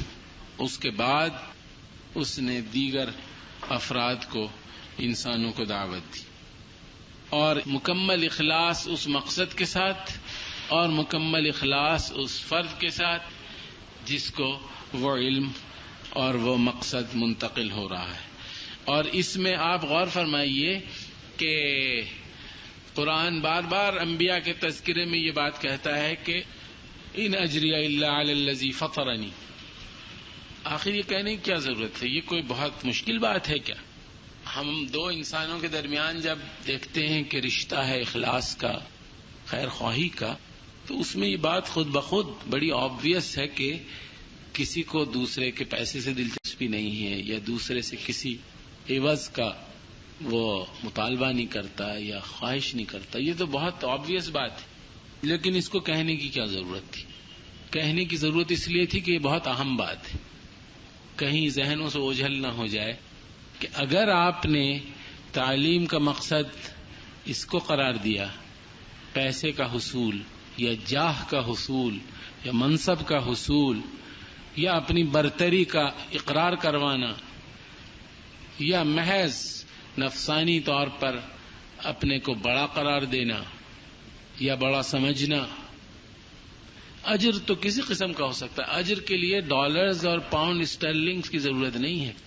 اجر سے مراد اللہ کے دیے ہوئے اجر کے علاوہ ہر قسم کا اجر اس میں آ جاتا ہے. انبیاء سے یہ قرآن نے بار بار کہلوایا کہ کہہ دیجئے اور اعلان کر دیجئے اور جتلا دیجئے کہ ہمیں تم سے کوئی اجر نہیں چاہیے، ہمارا اجر اللہ کے ذمے.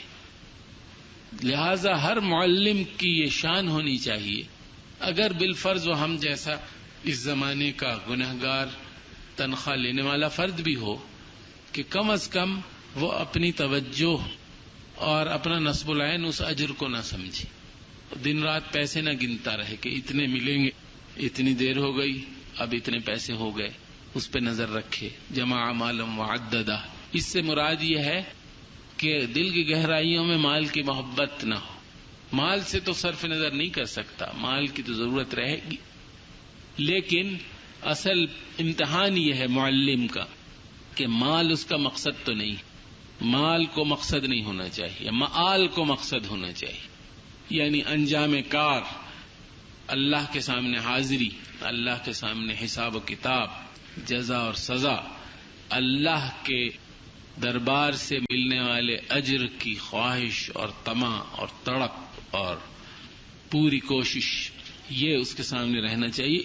یاد دہانی اس بات کی کرانے کے لیے انبیاء علیہ السلام کے ذریعے قرآن کریم نے بار بار اس بات کا اعلان کیا ہے کہ میں تم سے، یعنی اپنے قوم سے، اپنے مخاطبین سے، اپنے صحابہ سے، اپنے ماننے والوں سے کسی اجر کا مطالبہ نہیں کرتا، میرا اجر اللہ کے ذمے ہے. یہی اس زمانے میں اور ہر زمانے میں معلم کی شان ہونی چاہیے. اور دین مقصد ہونا چاہیے، دنیا کو ذریعہ ہونا چاہیے، دنیا سے صرف نظر نہیں ہونی چاہیے. دنیا اگر ذریعہ رہے تو دنیا انسان ہی کے لیے بنائی گئی ہے، دنیا کسی اور مخلوق کے لیے نہیں بسائی گئی ہے. انسان کو اللہ تعالی نے وہ تمام وسائل جو فراہم کیے ہیں وہ انسان ہی کے لیے ہیں، لیکن صرف موٹا سا فرق یہ ہے کہ انسان ان وسائل کو مقصد نہ بنائے، ان وسائل کو وسائل ہی کے درجے میں رکھے اور ظلم کا ارتکاب نہ کرے. ظلم کی تعریف یہ ہے کہ کسی چیز کو اپنی جگہ سے اٹھا کے کسی اور جگہ پہ رکھنا، یہ ظلم کہلاتا ہے. اور عدل ہے ہر چیز کو اپنی جگہ پر رکھنا. تو دنیا اگر ذریعہ ہی رہے، مینز رہے، اینڈ نہ بنے، تو دنیا قابل قبول ہے، پسندیدہ ہے، مطلوب ہے، لیکن مقصود نہیں ہے. مقصود دین. اور یہی ہمیں تعلیم رسول اللہ صلی اللہ علیہ وسلم نے ان دعاؤں کے ذریعے بھی دی ہے جو دعائیں آپ نے ہمیں سکھلائی ہیں. ایک بہت بلیغ اور بہت جامع دعا ہے، اللہم اعنی علی دینی بالدنیا وعلی آخرتی بالتقوی واحفظنی فیما غبت عنہ ولا تکلنی الی نفسی فیما حضرته یا من لا تضره الذنوب ولا تنقصه المغفرة هب لي ما لا ينقصك واغفر لي ما لا يضرك انك انت الوهاب اسألك فرجا قریبا وصبرا جمیلا ورزقا واسعا. رزق واسع کا بھی مانگنا ہمیں سکھایا، لیکن صرف رزق ہی کا مانگنا نہیں سکھایا اور رزق کو مقصد بنانا نہیں سکھایا. جیسا کہ ایک بہت ہی بڑے برگزیدہ بزرگ اس علاقے میں گزرے، حضرت مجدد الفسانی رحمت اللہ علیہ، انہوں نے ایک بہت بلیغ جملہ کہا تھا ایک سوال کے جواب میں. کسی شاگرد نے پوچھا کہ میری ایک کمزوری ہے کہ مجھے اچھا کھانا بہت مرغوب ہے اور برا کھانا مجھ سے کھایا نہیں جاتا، تو یہ خواہش میری روحانی اخلاقی طور پر پسندیدہ ہے یا ناپسندیدہ؟ تو انہوں نے کہا کہ پسندیدہ ہے، اس لیے کہ جو جملہ انہوں نے ارشاد کیا وہ آپ سنیے: لا يحمل عطايا الملك الا مطاياه، کہ بادشاہ کے جو عطایا ہیں اور بخششیں ہیں اور انعامات ہیں اس کو بادشاہ کے جانور ہی اٹھا سکتے۔ پہلے زمانے میں اونٹوں پر گھوڑوں پر لاد کر خزانے اور مال و دولت لے جایا جاتا تھا۔ تو بادشاہ کے عطایا سے مراد ہے ایمان اور عمل صالح اور حب الہی اور عبادت اور تقوی اور اطاعت۔ تو یہ بادشاہ کے انعامات ہیں، یعنی مالک الملک کے انعامات ہیں اللہ تعالی۔ اس کو اٹھانے کے لیے ہمارا جو جسم ہے، ہماری جو مادی قوتیں ہیں، وسائل ہیں، فزیولوجی ہے، اس کو مضبوط ہونا چاہیے تاکہ بادشاہ کے انعامات ہم اٹھا سکیں۔ اگر کھائے پیے بغیر بالکل کمزور رہ جائیں گے تو تہجد نہیں پڑھ سکتے، نماز نہیں پڑھ سکتے، روزہ نہیں رکھ سکتے۔ لہذا ہمارے فلسفہ زندگی کی روح سے ہمارے اندر کا جو حیوان ہے اس کو فنا کرنا مقصود نہیں ہے، بلکہ اس کو قوت فراہم کرنی اور اس کو دین اور اللہ کے مقاصد کے تابع رکھنا ضروری ہے، اس کی پرورش ضروری ہے، اس کو درست رخ پر رکھنا ضروری ہے۔ تو خلاصہ یہ کہ تعلیم کے عمل میں دین مقصد ہو اور دنیا ذریعہ ہو۔ اس اصول کے تحت دنیا کی تمام نعمتیں اور دنیا کے تمام وسائل کا حصول بالکل درست اور بالکل جائز اور پسندیدہ ہے۔ تیسری بات یہ ہے کہ معلم کا اپنا یقین اور اعتماد اور ایمان غیر متزلزل ہونا چاہیے۔ اگر معلم متعلم کو جو علم فراہم کر رہا ہے اس پر خود ہی یقین اس کا کمزور ہے تو پھر وہ یقین متعلم تک منتقل نہیں ہو سکتا۔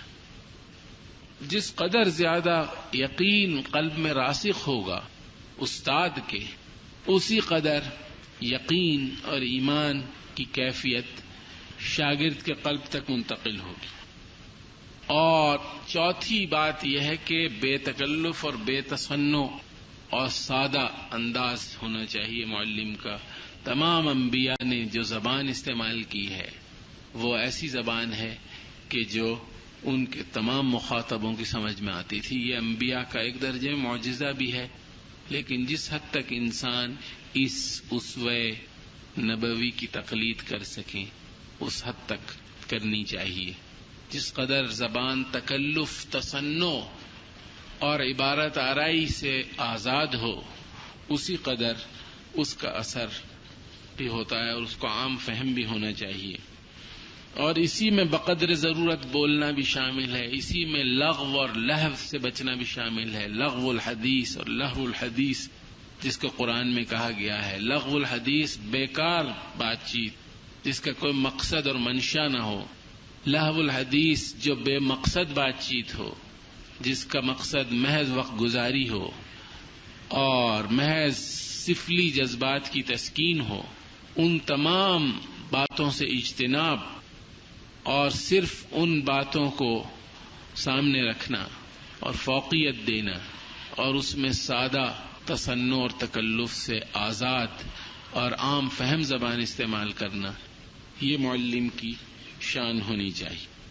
انبیاء کرام علیہ الصلاۃ والسلام کا جو ایک وصف ہے وہ غالباً تعلیم کی ایک بہت بڑی اس کو قوت کو اور صلاحیت کو ظاہر کرتا ہے۔ وہ وصف یہ ہے کہ انسانوں کے فہم کے پیمانے مختلف، انسانوں کی سوچ بھی مختلف ہے، انسانوں کی نفسیاتی کیفیات بھی مختلف ہیں، علمی سطح بھی مختلف ہے، اور کوئی دو انسان 100% ایک دوسرے کے مشابہ نہیں ہو، کسی اعتبار سے بھی مشابہ نہیں۔ جس قدر انسان ایک دوسرے سے مشابہ ہیں اسی قدر ایک دوسرے سے مختلف بھی۔ آپ دیکھ لیجئے ایک گھر میں، ایک خاندان میں، ایک نسل میں، ایک علاقے میں، ایک ماں باپ سے پیدا ہونے والے دو بہنیں، دو بھائی ملتے جلتے بھی ہیں اور الگ الگ بھی۔ لہذا معلم کی شان اور معلم المعلمین کی شان یہ تھی کہ ان تمام مختلف رجحانات اور مختلف سطحوں کے انسانوں کو ایسی زبان سے خطاب کیا کہ جو سب کی سمجھ میں آ جائے۔ ہر ایک نے اپنے اپنے ظرف اور صلاحیت کے مطابق اس علم سے، اس رہنمائی سے کسب فیض کیا۔ یہی کوشش اور یہی معیار ایک اسلامی معلم کو اختیار کرنا چاہیے.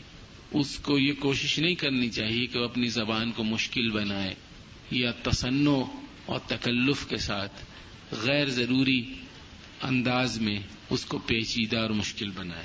اگر میں نے بنایا ہو تو اللہ تعالیٰ مجھے معاف فرمائے.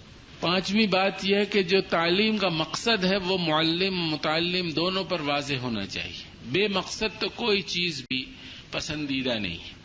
دیکھیے ایک لمحہ بھی بے مقصد انسان کو صرف نہیں کرنا چاہیے. کوئی نہ کوئی مقصد ضرور ہونا چاہیے.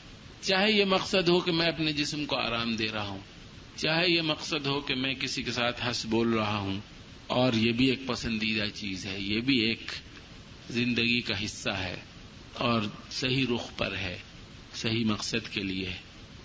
اس لیے کہ مومنین کی صفات میں قرآن نے یہ بھی بتایا ہے والذین هم عن اللغو معرضون، جو لغو سے بے مقصد فیوٹائل پرپز لیس پرسوٹ سے بچتے ہیں، اجتناب کرتے ہیں. لہذا تعلیم کی ہر سطح پر، ہر قدم پر مقصد تعلیم خود معلم کی نظر میں واضح ہونا چاہیے اور اس کو متعلم کے ذہن میں واضح اور راسخ کر دینا چاہیے. اور معلم کا یہ کام نہیں ہے کہ وہ اوپر سے کوئی علم کا القاء کرے، بلکہ جو اندر صلاحیتیں ہیں، پوشیدہ صلاحیتیں، مخفی صلاحیتیں، لیٹنٹ کیپیبلٹیز، ان کو ابھارے اور خود اندر سے ایک جذبہ اور خواہش پیدا کرے. اور اس کے بغیر تعلیم کا عمل ہو بھی نہیں سکتا. اس لیے جیسا کہ ایک عالم نے بہت بلیغ الفاظ میں کہا ہے، جتنی زیادہ تلقی ہوگی یعنی ریسیپشن، اتنا ہی زیادہ القاء ہوگا. القاء تو اوپر سے ہوتا ہے، اللہ کی طرف سے ہوتا ہے. یہ یادداشت بھی اللہ کی دی ہوئی ہے، یہ فہم بھی اللہ کی دی ہوئی ہے، یہ دانش بھی، یہ عبارتیں بھی، یہ کلام بھی، یہ گفتگو بھی، یہ زبان بھی، ہر چیز. تو اگر انسان تعلیم کے عمل میں مشغول ہے اور متعلم نے اپنے ذہن اور دماغ کو سوئچ آف کیا ہوا ہے، تو پھر اس کا القاء رک جاتا ہے. کچھ اس طرح کی کیفیت ہے تعلیم کی کہ جس قدر جذبہ اور خواہش اور تڑپ اور امنگ اور دلچسپی سیکھنے والوں میں ہوگی، متعلم میں ہوگی، اسی قدر علم میں فروغ اور برکت اور ترقی استاد کے بھی ہوگی. ہمیں روز یہ تجربہ ہوتا ہے، ڈاکٹر فرحت صاحبہ اس کی تصدیق کریں گی، جن کو پڑھانے کا تجربہ ہے وہ اس کی بآسانی تصدیق کر سکتے ہیں کہ اگر ایسی کوئی کلاس ہو کہ جہاں کوئی سیکھنا ہی نہ چاہتا ہو تو وہاں کوئی کسی کو کچھ نہیں سکھا سکتا. یہ چیز انتہائی ضروری ہے اور اسلامی تصور میں تو بے انتہا ضروری ہے. اور اس کا نتیجہ یہ ہونا چاہیے کہ مسلسل سفر طالب علم کا عقلی سے طبعی کی طرف رہے. اس سے مراد یہ ہے کہ بہت سے خیالات اور افکار جو ہمیں نئے ملتے ہیں یا بہت سے رویے جو ہمیں پسندیدہ رویوں کی شکل میں معلم بتاتا ہے، تو آغاز میں ابتدا میں فوری طور پر ذہن اور نفس اس پر عمل کے لیے آمادہ نہیں ہوتا. عقلی کنوکشن تو ہوتا ہے. اکثر آپ نے یہ سنا ہوگا، کل بھی میں ایک جگہ گیا، یہاں گرلز کالج میں جلسہ تھا، تو پرنسپل نے کہا کہ جی سب اچھی باتیں بتاتے ہیں، قرآن بھی بتاتے ہیں، تلقین بھی کرتے ہیں، مگر عمل نہیں ہوتا.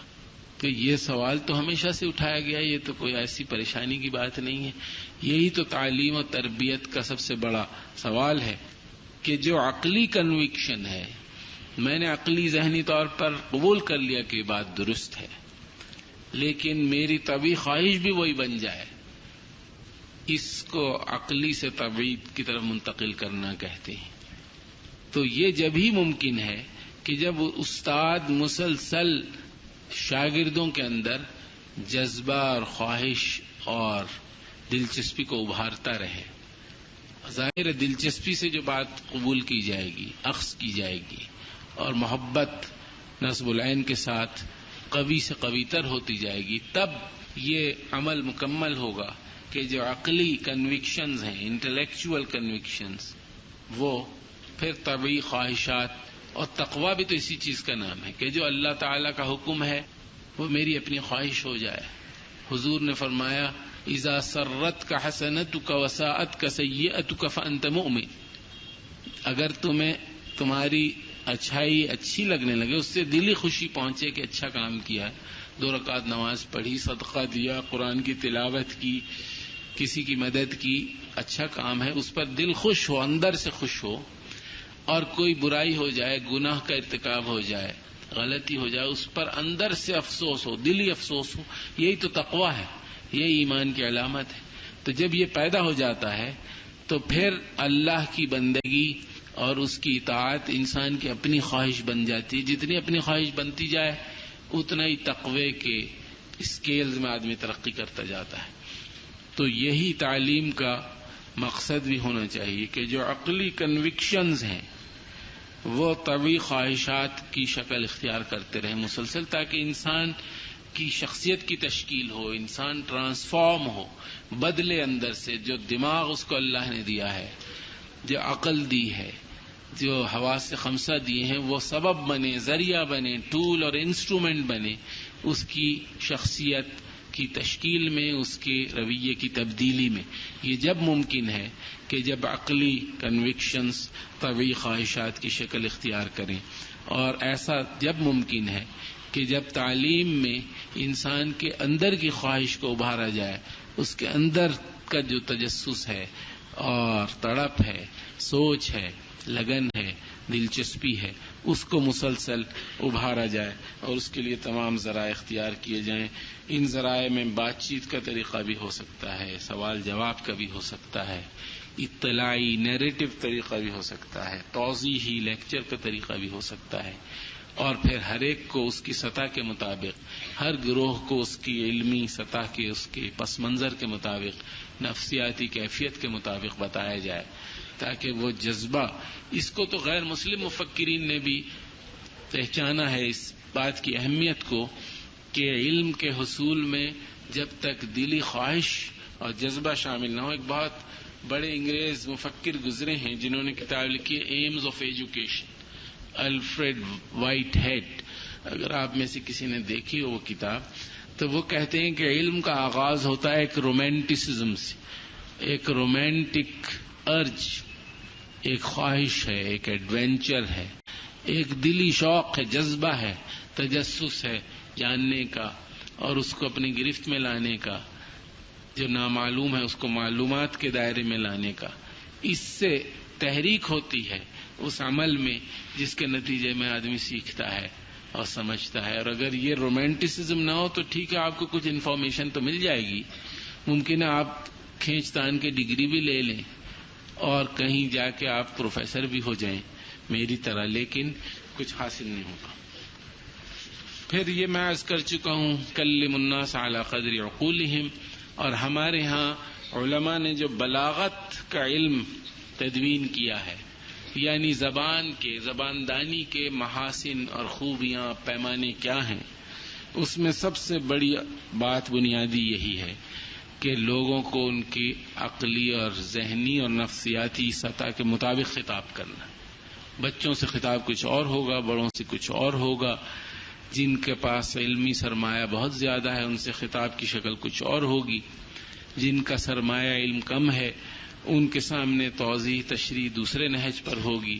کہاں مثالوں کی ضرورت ہے، کہاں مشق کی ضرورت ہے، کہاں یاد دہانی کی ضرورت ہے، کہاں تکرار کی ضرورت ہے، کہاں تمثیل کی ضرورت ہے، کہاں تشبیہ کی ضرورت ہے.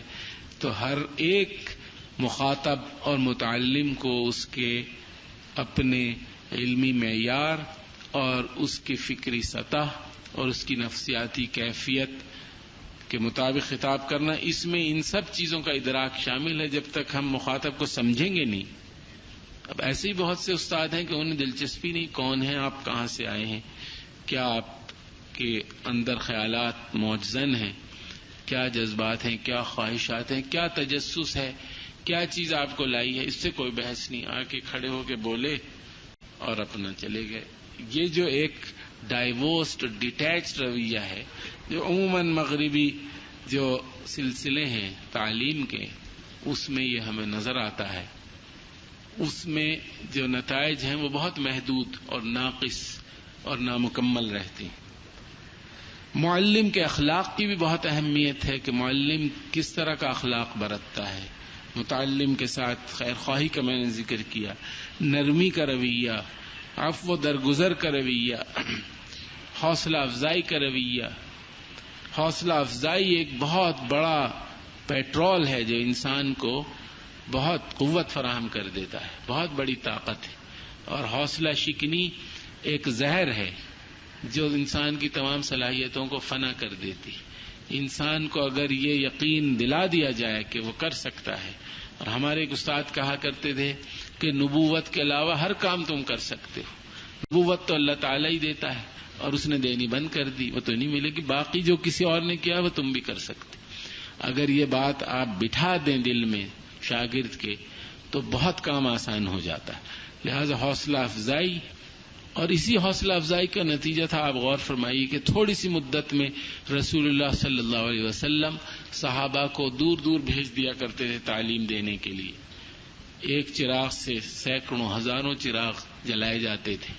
یہ نہیں ہوا کہ صحابہ ہمیشہ ہی مدینے میں رسول اللہ صلی اللہ علیہ وسلم کی مجلس میں بیٹھتے رہے ہوں، بلکہ بہت تھوڑے وقت کے بعد ان میں یہ صلاحیت پیدا ہو جاتی تھی، ان کے اندر کی مخفی قوتیں بیدار ہو جاتی تھیں.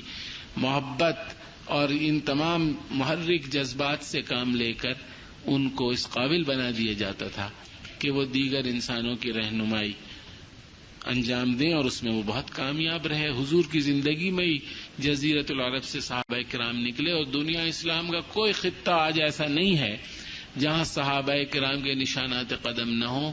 انڈونیشیا سے لے کر فرانس کے موجودہ سرحدوں تک صحابہ کرام پہنچے. چائنا میں صحابہ کرام کے مزارات موجود ہیں، سینٹرل ایشیا میں موجود ہیں، افریقہ کے دور دراز علاقوں میں موجود ہیں. اور یہ اسی لیے ممکن ہوا کہ ان کی علمی اور فکری اور اخلاقی اور روحانی تربیت اور تزکیہ اس نہج پر اور اس معیار کا ہو چکا تھا کہ وہ رسول اللہ صلی اللہ علیہ وسلم کی علمی میراث کو آگے منتقل کر سکے. جو متعلم کے فطری تقاضے ہیں، فطری مسائل ہیں، نفسیاتی الجھنیں ہیں، ان کی رعایت رکھنا، ان کا لحاظ رکھنا، اور بالعموم جو رجحانات ہیں کسی ایک معاشرے میں، کسی ایک خاص ماحول میں، ان کو سامنے رکھ کر بات کرنا، یہ بھی معلم کے لیے اور اس کی تعلیم کو مؤثر بنانے کے لیے ضروری ہے. پھر متعلم کا اعتماد ہونا چاہیے. آپ کو یہ بھی تجسس ہوگا کہ متعلم کو بھی کچھ کرنا ہے یا صرف معلم ہی کو کرنا؟ متعلم کو بہت کچھ کرنا ہے. متعلم کو سب سے پہلے اعتماد ہونا چاہیے، اور اعتماد کے نتیجے میں احترام اور محبت کا تعلق ہونا چاہیے، اور عزت اور اکرام. جیسا کہ میں نے عرض کیا کہ اسلام میں، اسلامی روایت میں باپ سے تشبیہ دی گئی ہے. باپ ایک فزیکل سینس میں انسان کے وجود کا سبب بنتا ہے، اسی طرح انٹلیکچول اور مورل اور اسپریچول سینس میں استاد انسان کی فکری شخصیت کی پیدائش کا سبب بنتا ہے. اسی طرح ماں کا جو مقام ہے تربیت میں اور تزکیے میں، اس بنا پر جیسا کہ ماں باپ کے ساتھ تعلق کا حکم دیا گیا ہے اور محبت کا حکم دیا گیا ہے، اس قدر اس پر زور دیا گیا ہے، اور اس قدر اہم کار ثواب ہے کہ حضور نے صلی اللہ علیہ وسلم ہجرت مدینہ سے ایک آدمی کو واپس کر دیا تھا. آپ بتائیے ہجرت سے بڑھ کر کوئی فضیلت، جس سے ہمارا کیلنڈر شروع ہوا، جس سے اسلامی تاریخ شروع ہوئی. رسول اللہ صلی اللہ علیہ وسلم نے مدینے کی مثالی ریاست و معاشرہ قائم کیا، امت کی تشکیل کی. وہ اہم ترین واقعہ ہجرت، اس سے واپس کر دیا. تو ماں باپ کا یہ مقام ہے، اور ماں باپ کے ساتھ مختلف سیاق و سباق میں کہیں باپ کے ساتھ کہیں ماں کے ساتھ تشبیہ دی گئی ہے معلم کو. لہذا متعلم کو یہ چاہیے کہ ماں باپ کے بعد بہت زیادہ احترام اور ادب اور اعتماد کا رشتہ معلم کے ساتھ قائم کرے، اور معلم کا بھی یہ فرض ہے کہ متعلم کی عزت نفس اور اس کا احترام پوری طرح کرے. رسول اللہ صلی اللہ علیہ وسلم کا رویہ اور کردار ہمارے سامنے ہے. آپ نے کبھی کسی کی براہ راست سرزنش نہیں فرمائی، کبھی کسی کو براہ راست نہیں ٹوکا، بلکہ انڈائریکٹ طریقوں سے، مختلف کنایات سے اور اکثر تھرڈ پرسن میں بات کر کے. بعض لوگ ایسا کرتے ہیں، بعض لوگوں کو یہ غلط فہمی ہے. جس کے اندر خواہش ہے، جس کے اندر اصلاح نفس کا جذبہ ہے، وہ خود ہی سن لے گا اور سمجھ لے گا. والسعید من وعظ بغیرہ، دوسرے بھی سمجھ لیں گے، اس لیے کہ نیک بخت وہ ہے جو دوسروں سے بھی نصیحت پکڑ سکتا. معلم کے لیے یہ بھی لازمی ہے کہ وہ اپنے جذبات کو قابو میں رکھے. متعلم کے لیے ہر قدم پر جذبات خیر کو اپنے دل میں ابھارے. متعلم سے بھی حسن ظن رکھے اور معلم سے بھی حسن ظن، اس لیے کہ سوء ظن بہت بڑی ناکامی کا سبب بنتا ہے. معلم کے ساتھ متعلم کو حسن ظن ہونا چاہیے اور معلم کو متعلم کے ساتھ حسن ظن ہونا چاہیے. اور یہ تو عمومی اخلاق کا بھی حصہ ہے. عام مسلمانوں کے ساتھ حسن ظن کا رویہ، ان کے رویوں کی بہتر توجیہ، بہتر ایکسپلینیشن جہاں تک ممکن ہو. ان بعض الظن اثم، بہت سے گمان جو ہیں وہ گناہ کی تعریف میں آتے ہیں. پھر متعلمین کے ساتھ برابری کا برتاؤ اور ان کو کسی صورت میں کم نہ سمجھا جائے. اس کی سب سے بڑی مثال جو میرے ذہن میں فوری طور پر آئی وہ یہ کہ آپ غور فرمائیے کہ رسول اللہ صلی اللہ علیہ وسلم کے قائم کردہ معاشرے میں سب سے زیادہ قیمتی اور قابل قدر چیز کیا تھی؟ دین کا یہ علم. اور دین کے تمام علوم میں جس پہ دار و مدار تھا لوگوں کی فلاح اور صلاح اور نجات کا، ان تمام علوم میں سب سے قیمتی اور قابل قدر علم قرآن تھا. آپ یہ غور کیجئے کہ اس قدر مساوات اور برابری کے ساتھ صحابہ کرام کی جماعت نے اس علم کو تقسیم کیا کہ صحابہ کے بعد جو دوسری نسل آئی تابعین کی، اس میں ہمیں یہ نظر آتا ہے کہ تمام کے تمام جو علوم قرآن کے ماہرین تھے اور معلمین قرآن تھے، آپ غور فرمائیے کہ ان کا بہت اونچا درجہ تھا. ایک ایسا معاشرہ جو دن رات قرآن سیکھنے میں، اس پر عمل کرنے میں اپنی زندگی کو کھپائے ہوئے، اور اس کو کوئی اور لگن، کوئی مقصد اس کے سامنے نہیں، اور وہ کوئی لمحہ فروگزاشت نہیں کرتا، کوئی موقع فراموش نہیں کرتا، ضائع نہیں کرتا. وہ معاشرہ، اس کا کوئی فرق اس بات سے کہ کوئی بات معلوم ہو جائے، اور سینکڑوں میل کا سفر اختیار کرنے کے لیے تیار رہتے تھے ایک حدیث سننے کے لیے. ایسے معاشرے کی نظر میں علم قرآن کی کیا ویلیو ہو سکتی ہے وہ آپ خود سوچیں. ہم اپنے آپ کو نہ دیکھیں. اس معاشرے میں جو دوسری نسل آئی صحابہ کرام رضی اللہ تعالی علیہم اجمعین کے بعد، تابعین کی، اس میں سب کے سب علماء قرآن آزاد کردہ غلام تھے، سب کے سب وداؤٹ ایکسیپشن. اس سے آپ کو پتہ چلتا ہے کہ ایک تو یہ پتہ چلتا ہے کہ علم فراہم کرنے میں یہ نہیں دیکھا گیا تم کس کے بیٹے ہو، تمہارے ابا کی جیب میں کتنے پیسے ہیں. آج تو یہ دیکھا جاتا ہے نا، جس کے پاس پیسے ہیں وہ دے، جس کے پاس پیسے نہیں ہیں وہ جائے، وہ بقرات ہو سقرات ہو جو مرضی کرے. آپ کا معاشرہ یہی ہے جہاں ہم بیٹھے ہیں، وہاں بالکل یہی اصول جاری ہے جو بالکل شیطانی اور بالکل جاہلانہ غیر اسلامی اصول ہے. اس کو کم از کم دل میں ہمیں ضرور برا سمجھنا چاہیے. ہم اس کو نہ بدل سکیں. تو اس معاشرے میں ہرگز ایسا نہیں تھا.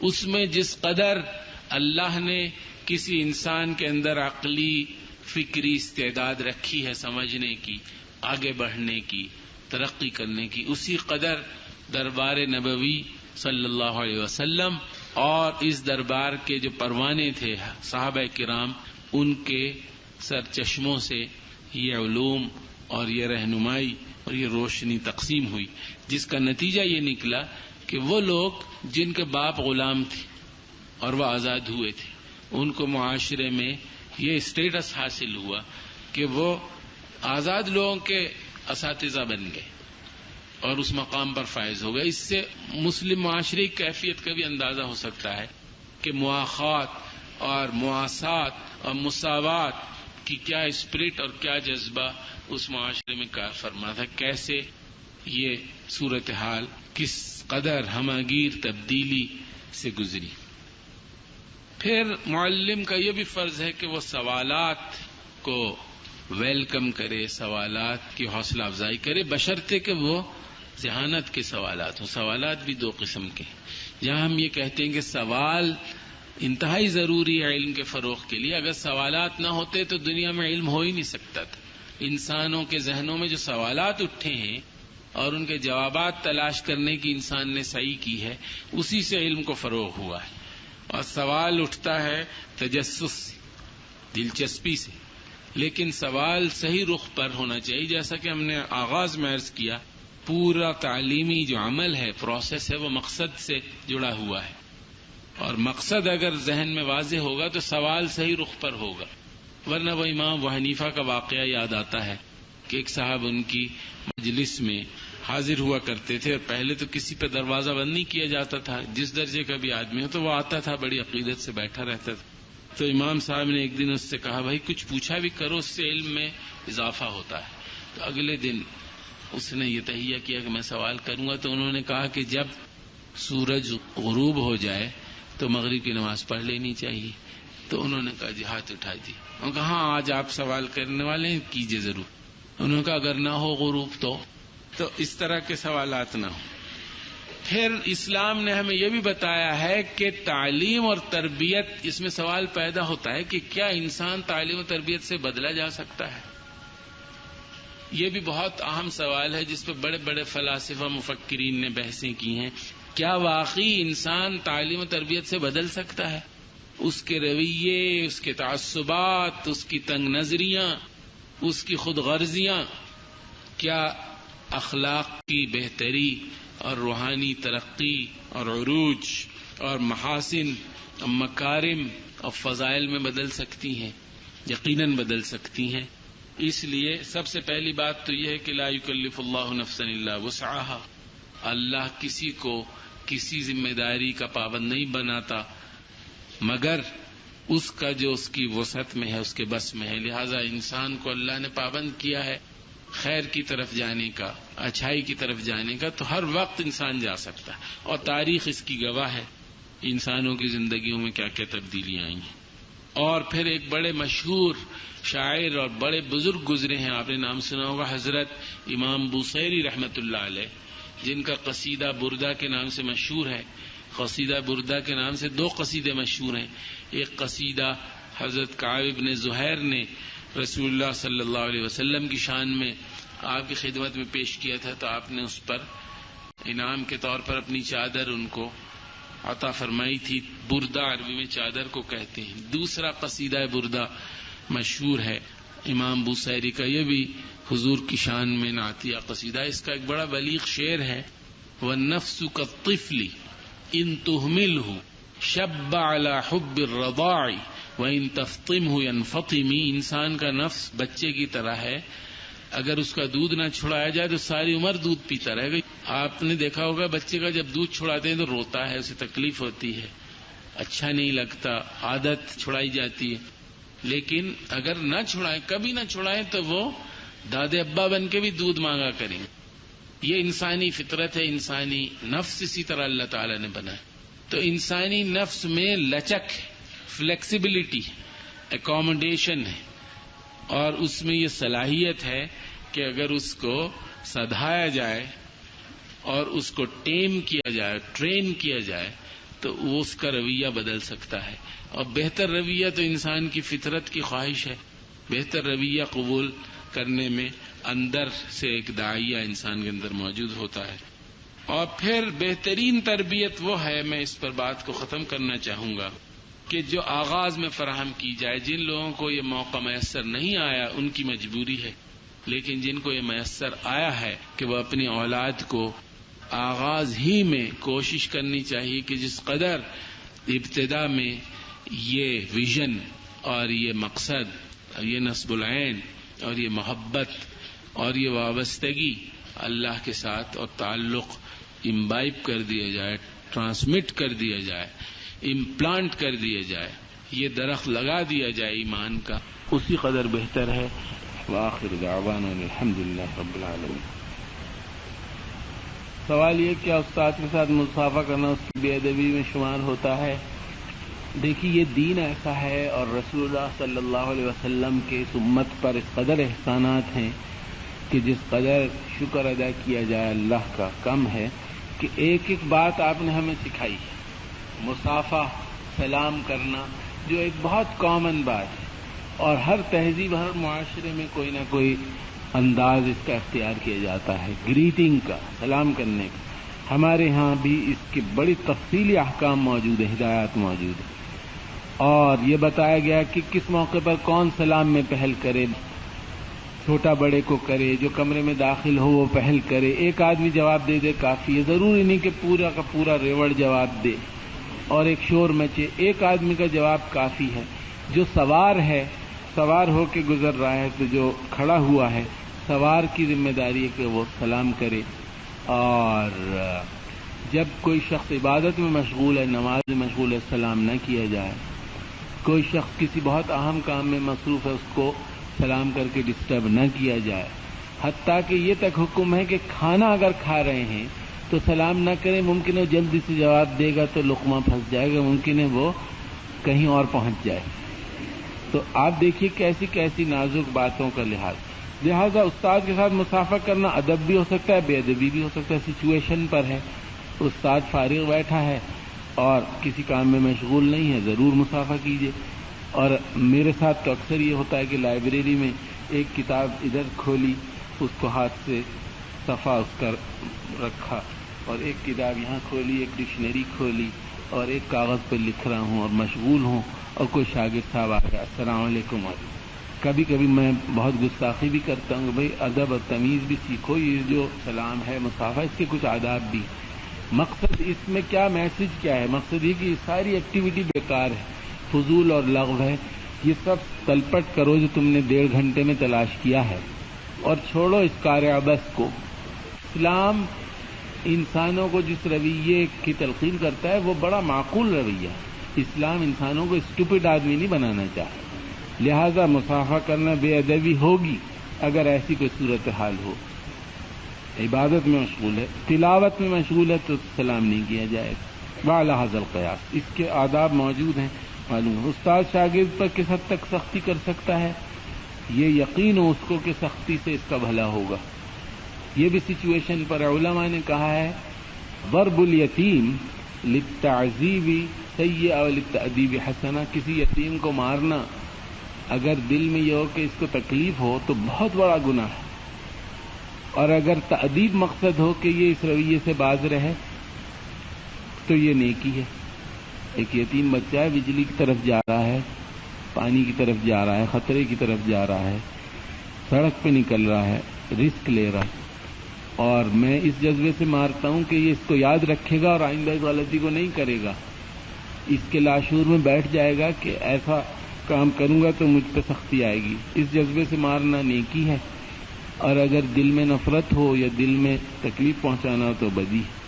تو کانٹیکسٹ کے مطابق ہر چیز کا حکم ہے. معلم کی کردار فرائض پر تو آپ نے کافی روشنی ڈالی.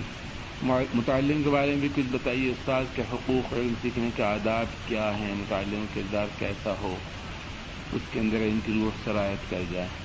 کچھ اگر ذہن پر تھوڑا سا زور ڈالا جائے تو وہ واضح ہو جائے گا کیونکہ جب میں نے عرض کیا معلم کا تو اسی کی روشنی میں متعلم کا ظاہر بات ہے اگر خیر خواہی اس کے لیے ضروری ہے تو اس کے لیے کیوں ضروری نہیں. میں کچھ عرض کرتا لیکن کیونکہ وقت تنگ ہو گیا اس لیے میں نے اس کو چھوڑ دیا. یعنی اعتماد ہونا چاہیے یقین ہونا چاہیے بھروسہ ہونا چاہیے احترام ہونا چاہیے اور استاد کا ادب ہونا چاہیے. بے ادبی ایک بہت بڑی رکاوٹ ہے سیکھنے میں. جذبہ ہونا چاہیے سیکھنے کا اس کا میں ذکر کر چکا ہوں. توجہ ہونی چاہیے اور اگر توجہ میں کمی ہوتی ہے تو خود معلم کی جو صلاحیت ہے سکھانے کی اس میں بھی کمی ہو جاتی. نہ صرف یہ کہ متعلم نہیں سیکھ سکتا بلکہ معلم کی جو سکھانے کی کیپیسٹی ہے وہ بھی کم ہو جاتی. اور جس قدر ریسیپشن ہوتا ہے جس حد تک تلقی ہے اور دلچسپی سے سننا ہے اور توجہ ہے توجہ کا ارتکاز ہے اسی حد تک معلم کے علم میں، اس کی بصیرت میں اور اس کی تعبیر میں اور قوت بیان میں اضافہ ہوتا ہے۔ تواضع ایک انتہائی ضروری چیز ہے، یہ سب سے بڑھ کر متعلم کے لیے شرط ہے، اور یہ ہر ایک کو لکھ لینی چاہیے کہ تواضع سے مراد ہے اپنے کو کم علم سمجھنا۔ علم ایک ایسی چیز ہے کہ علم کے لیے جتنی لالچ کریں کم ہے، باقی چیزوں کے لیے لالچ نہیں کرنی چاہیے، لیکن علم کے لیے انسان کو لالچی ہونا چاہیے اور متواضع ہونا چاہیے، اپنے کو کم علم سمجھے، اور پھر علم کا جو سرمایہ ہے اس کو وہ ہر چیز سے بڑھ کر سمجھے۔ اس تعلیم کے عمل کے دوران جب وہ اس میں انوالوڈ ہے تو اس کو پورے یقین اور ایمان کے ساتھ دل کی گہرائیوں سے اس علم کے سرمایہ کو قابل قدر سمجھنا چاہیے، اور جب وہ اس کو قابل قدر سمجھے گا تو اس کے ذہن میں، اس کے دل و دماغ میں معلم کی بھی قیمت ہوگی۔ مجھے یاد آتا ہے کہ حضرت علی رضی اللہ تعالی عنہ نے ایک موقع پر بہت خوبصورت اور دلچسپ پیرائے میں علم اور مال کے درمیان موازنہ کر کے بتایا تھا کہ علم ایک ایسا سرمایہ ہے جو خرچ کرنے سے بڑھتا ہے اور مال خرچ کرنے سے گھٹتا ہے، اور علم کے لیے چوکیدار رکھنے کی ضرورت نہیں ہوتی، مال کے لیے چوکیدار رکھنے کی ضرورت ہوتی ہے، اور علم رکھنے والے کے دوست زیادہ ہوتے ہیں، مال رکھنے والے کے حاسد اور دشمن زیادہ ہوتے ہیں۔ علم رکھنے والے کی زندگی کی لوگ دعا کرتے ہیں کہ اس کی زندگی میں اضافہ ہو، مال رکھنے والے کی اکثر زندگی میں اختصار کی دعا کرتے ہیں۔ لہذا جب علم متعلم کی نظر میں ایک بہت قابل فخر اور قابل قدر انویلیویبل سرمایہ ہوگا تو پھر اس کے نتیجے میں جس ذریعے سے وہ علم حاصل ہوگا، یعنی استاد، اس کی بھی قدر ہوگی۔ کیا استاد سے اپنے ذاتی مسئلے پر بات ہو سکتی ہے؟ اگر اس کے بعد وقت ہے تو ضرور کیجیے۔ یہ نہیں کہ صاحب استاد مشغول ہے، اس کا ذہن الجھا ہوا ہے، وہ اپنے کسی کام میں مصروف ہے، اور آپ نے جا کر یہ سب چھوڑو، تم یہ بتاؤ کہ میں رات کو کھانے میں کیا پکایا تھا، کیونکہ اگر میں گوشت زیادہ پکاتی ہوں تو اس سے مجھے مسائل ہو جاتے ہیں، تو میرے لیے ایک مناسب مینیو آپ تجویز کر دیں۔ شعر بوصیری کی تکمیل یہ ہے، وَالنَّفْسُ كَالطِّفْلِ إِن تُهْمِلْهُ۔ استاد اور شاگرد کے درمیان بے تکلفی کی کیا لیمٹس ہیں؟ کچھ چیزیں ایسی ہوتی ہیں کہ وہ ہر عاقل آدمی سمجھ سکتا ہے، اور بے عقل آدمی چاہے آپ 10 لیکچر دیں نہیں سمجھ سکتا۔ ایک بہت بڑے عالم اور مجتہد گزرے حضرت امام ابن تیمیہ، انہوں نے ایک کتاب لکھی ہے الرد علی المنطقیین، جس میں یونانیوں کی جو ریشنل سائنسز ہیں اور لاجک ہے اس کا رد کیا ہے، اس کی بنیادوں کو انہوں نے تہس نہس کر کے بتایا ہے کہ اس کی کوئی بنیاد نہیں ہے اور کوئی مستند حیثیت نہیں۔ اس کا پہلا جملہ یاد رکھنے قابل ہے، انہوں نے فرمایا کہ علم منطق ایسا علم ہے کہ عقل مند کو اس کی ضرورت نہیں اور جاہل آدمی اس کو سمجھ نہیں سکتا۔ تو اب میں کیا بتاؤں کہ بے تکلفی کی کیا لیمٹس ہونی چاہیے۔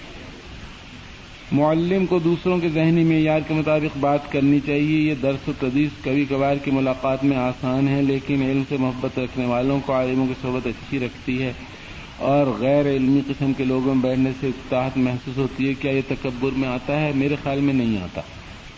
صحبت صالح کو قبول کرنا اور صحبت طالح سے بچنا، یہ اصل میں اس رویے سے بیزاری ہے، اس انسان سے بیزاری نہیں ہے۔ انسانوں کو برا نہیں سمجھنا چاہیے، دل میں دعا کر دینی چاہیے۔ اگر دل میں تکبر کا جذبہ پیدا ہو، شیطان تو بہکانے کے لیے موجود ہے کہ ہم اس سے افضل ہیں، ہم بہتر کام میں مصروف ہیں، اگر یہ خیال آئے تو اس کو جھٹک دینا چاہیے، اس کے لیے دعا کرنی چاہیے اور اپنے ذہن کو تکبر سے بچانے کی فکر کرنی چاہیے۔ اچھے استاد کی صحبت میں رہ کر علم، عمل، ایمان کا جو لیول ہوتا ہے اس مجلس سے باہر وہ باقی نہیں رہتا، دوبارہ صحبت میں واپس آ جانا چاہیے۔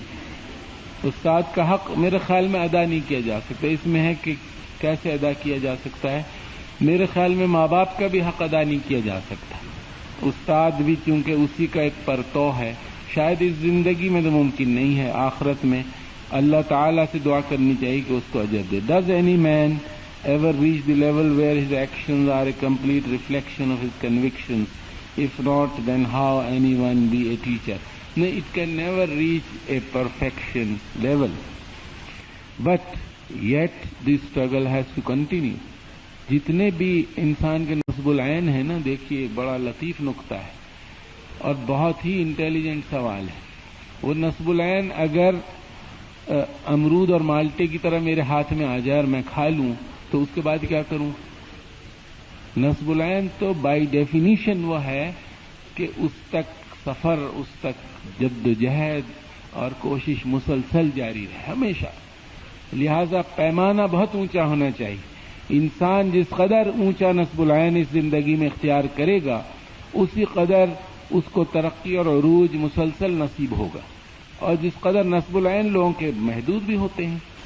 کسی کا نصب العین ہے ایک مکان بنا لوں، کسی کا نصب العین ہے کوئی عہدہ منصب مل جائے، کسی کا نصب العین ہے کسی سے شادی ہو جائے، کسی کا کچھ نصب العین ہے، کسی کا کچھ ہے.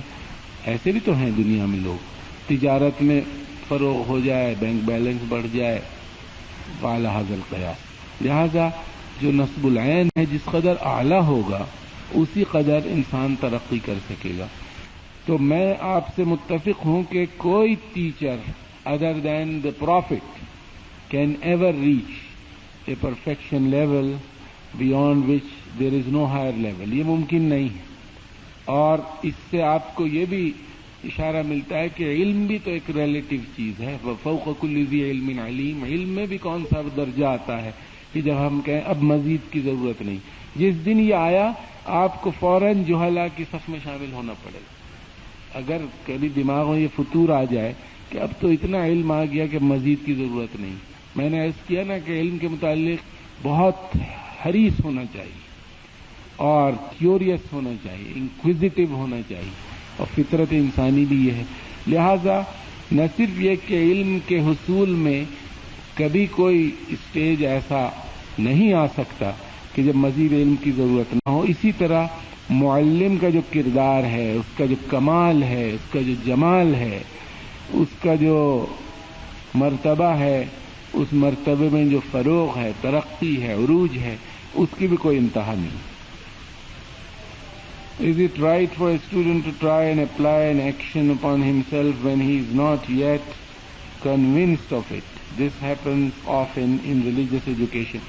دیکھیے دینی علم جو ہے اس کا آغاز اس سے ہوتا ہے کہ یہ علم ایک مستند ذریعے سے آیا ہے. اللہ تعالی کی جانب سے اس علم کا القاء، اس ہدایت کا نزول انسانوں کے ہادی اور رہنما جناب محمد الرسول اللہ صلی اللہ علیہ وسلم پر ہوا ہے. لہذا یہ علم جو ہے یہ یقیناً میری فلاح و صلاح کا ضامن ہے.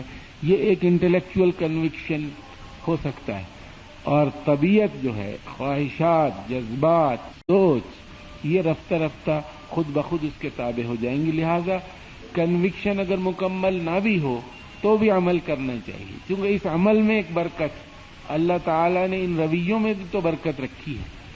قرآن کا ارشاد ہے واتقوا اللہ ویعلمکم اللہ. جتنا تم تقوی اختیار کرو گے اتنا ہی اللہ تمہارے علم میں اضافہ کرے گا اور اس علم سے کنوکشن بھی حاصل ہو جائے گا. تو علم بھی کنوکشن پیدا کرتا ہے، عمل بھی کنوکشن پیدا کرتا ہے، دونوں ایک دوسرے کو ری انفورس کرتے ہیں. لہذا my advice would be that even if you are not wholly convinced اور partially convinced of something then you must apply in your life, and through that application you will grow in higher levels of conviction. You said that Western teaching techniques have a coldness and detachment which is a negative aspect of their education, and such techniques are prevalent in the West. If what you say is true, then why is there such power in the education imparted by the Western educational system? یہ جو western educational system ہے یہ اصل میں power project ہے. آپ نے یہ ایکسپریشن سنا ہوگا نالج از پاور. تو مغرب کی جو موجودہ تہذیب ہے یہ اصل میں ڈاروینین ورلڈ ویو کو اختیار کیے ہوئے مجموعی طور پر. اور ڈاروینین ورلڈ ویو یہ ہے کہ انسان کو کسی خالق نے پیدا نہیں کیا، وہ یہاں اپنی قوت کے زور پر خود ہی آ گیا ہے. اس کا مقابلہ ہوتا رہا کیڑوں کے ساتھ، بندروں کے ساتھ، اورنگوتان کے ساتھ، چمپینزی کے ساتھ، اور اس سب کے اسٹرگل کے نتیجے میں ایک اسٹیج پہ انسان حضرت آدم وجود میں آ گئے، نعوذ باللہ۔ تو جب انسان کی تخلیق اور پیدائشی اس کے مقابلے کے نتیجے میں ہوئی ہے تو اپنی قوت کے زور پہ آیا ہے، سروائیول آف دی فٹیسٹ کے نتیجے میں، تو اس دنیا میں بھی اس کو مقابلہ ہی کرنا چاہیے۔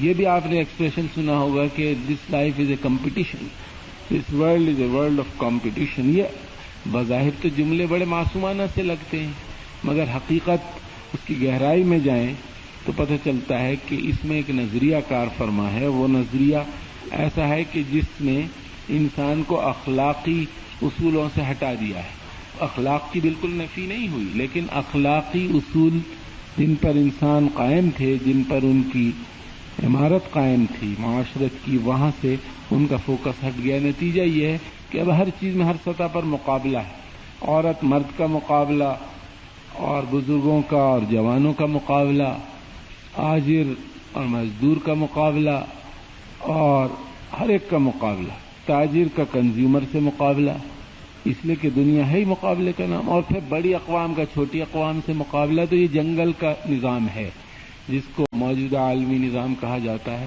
یعنی جس کے پاس طاقت ہے economic, political, military, scientific, technological, اس کا حق ہے کہ وہ رول کرے۔ یہ ہے کہ نہیں ہے؟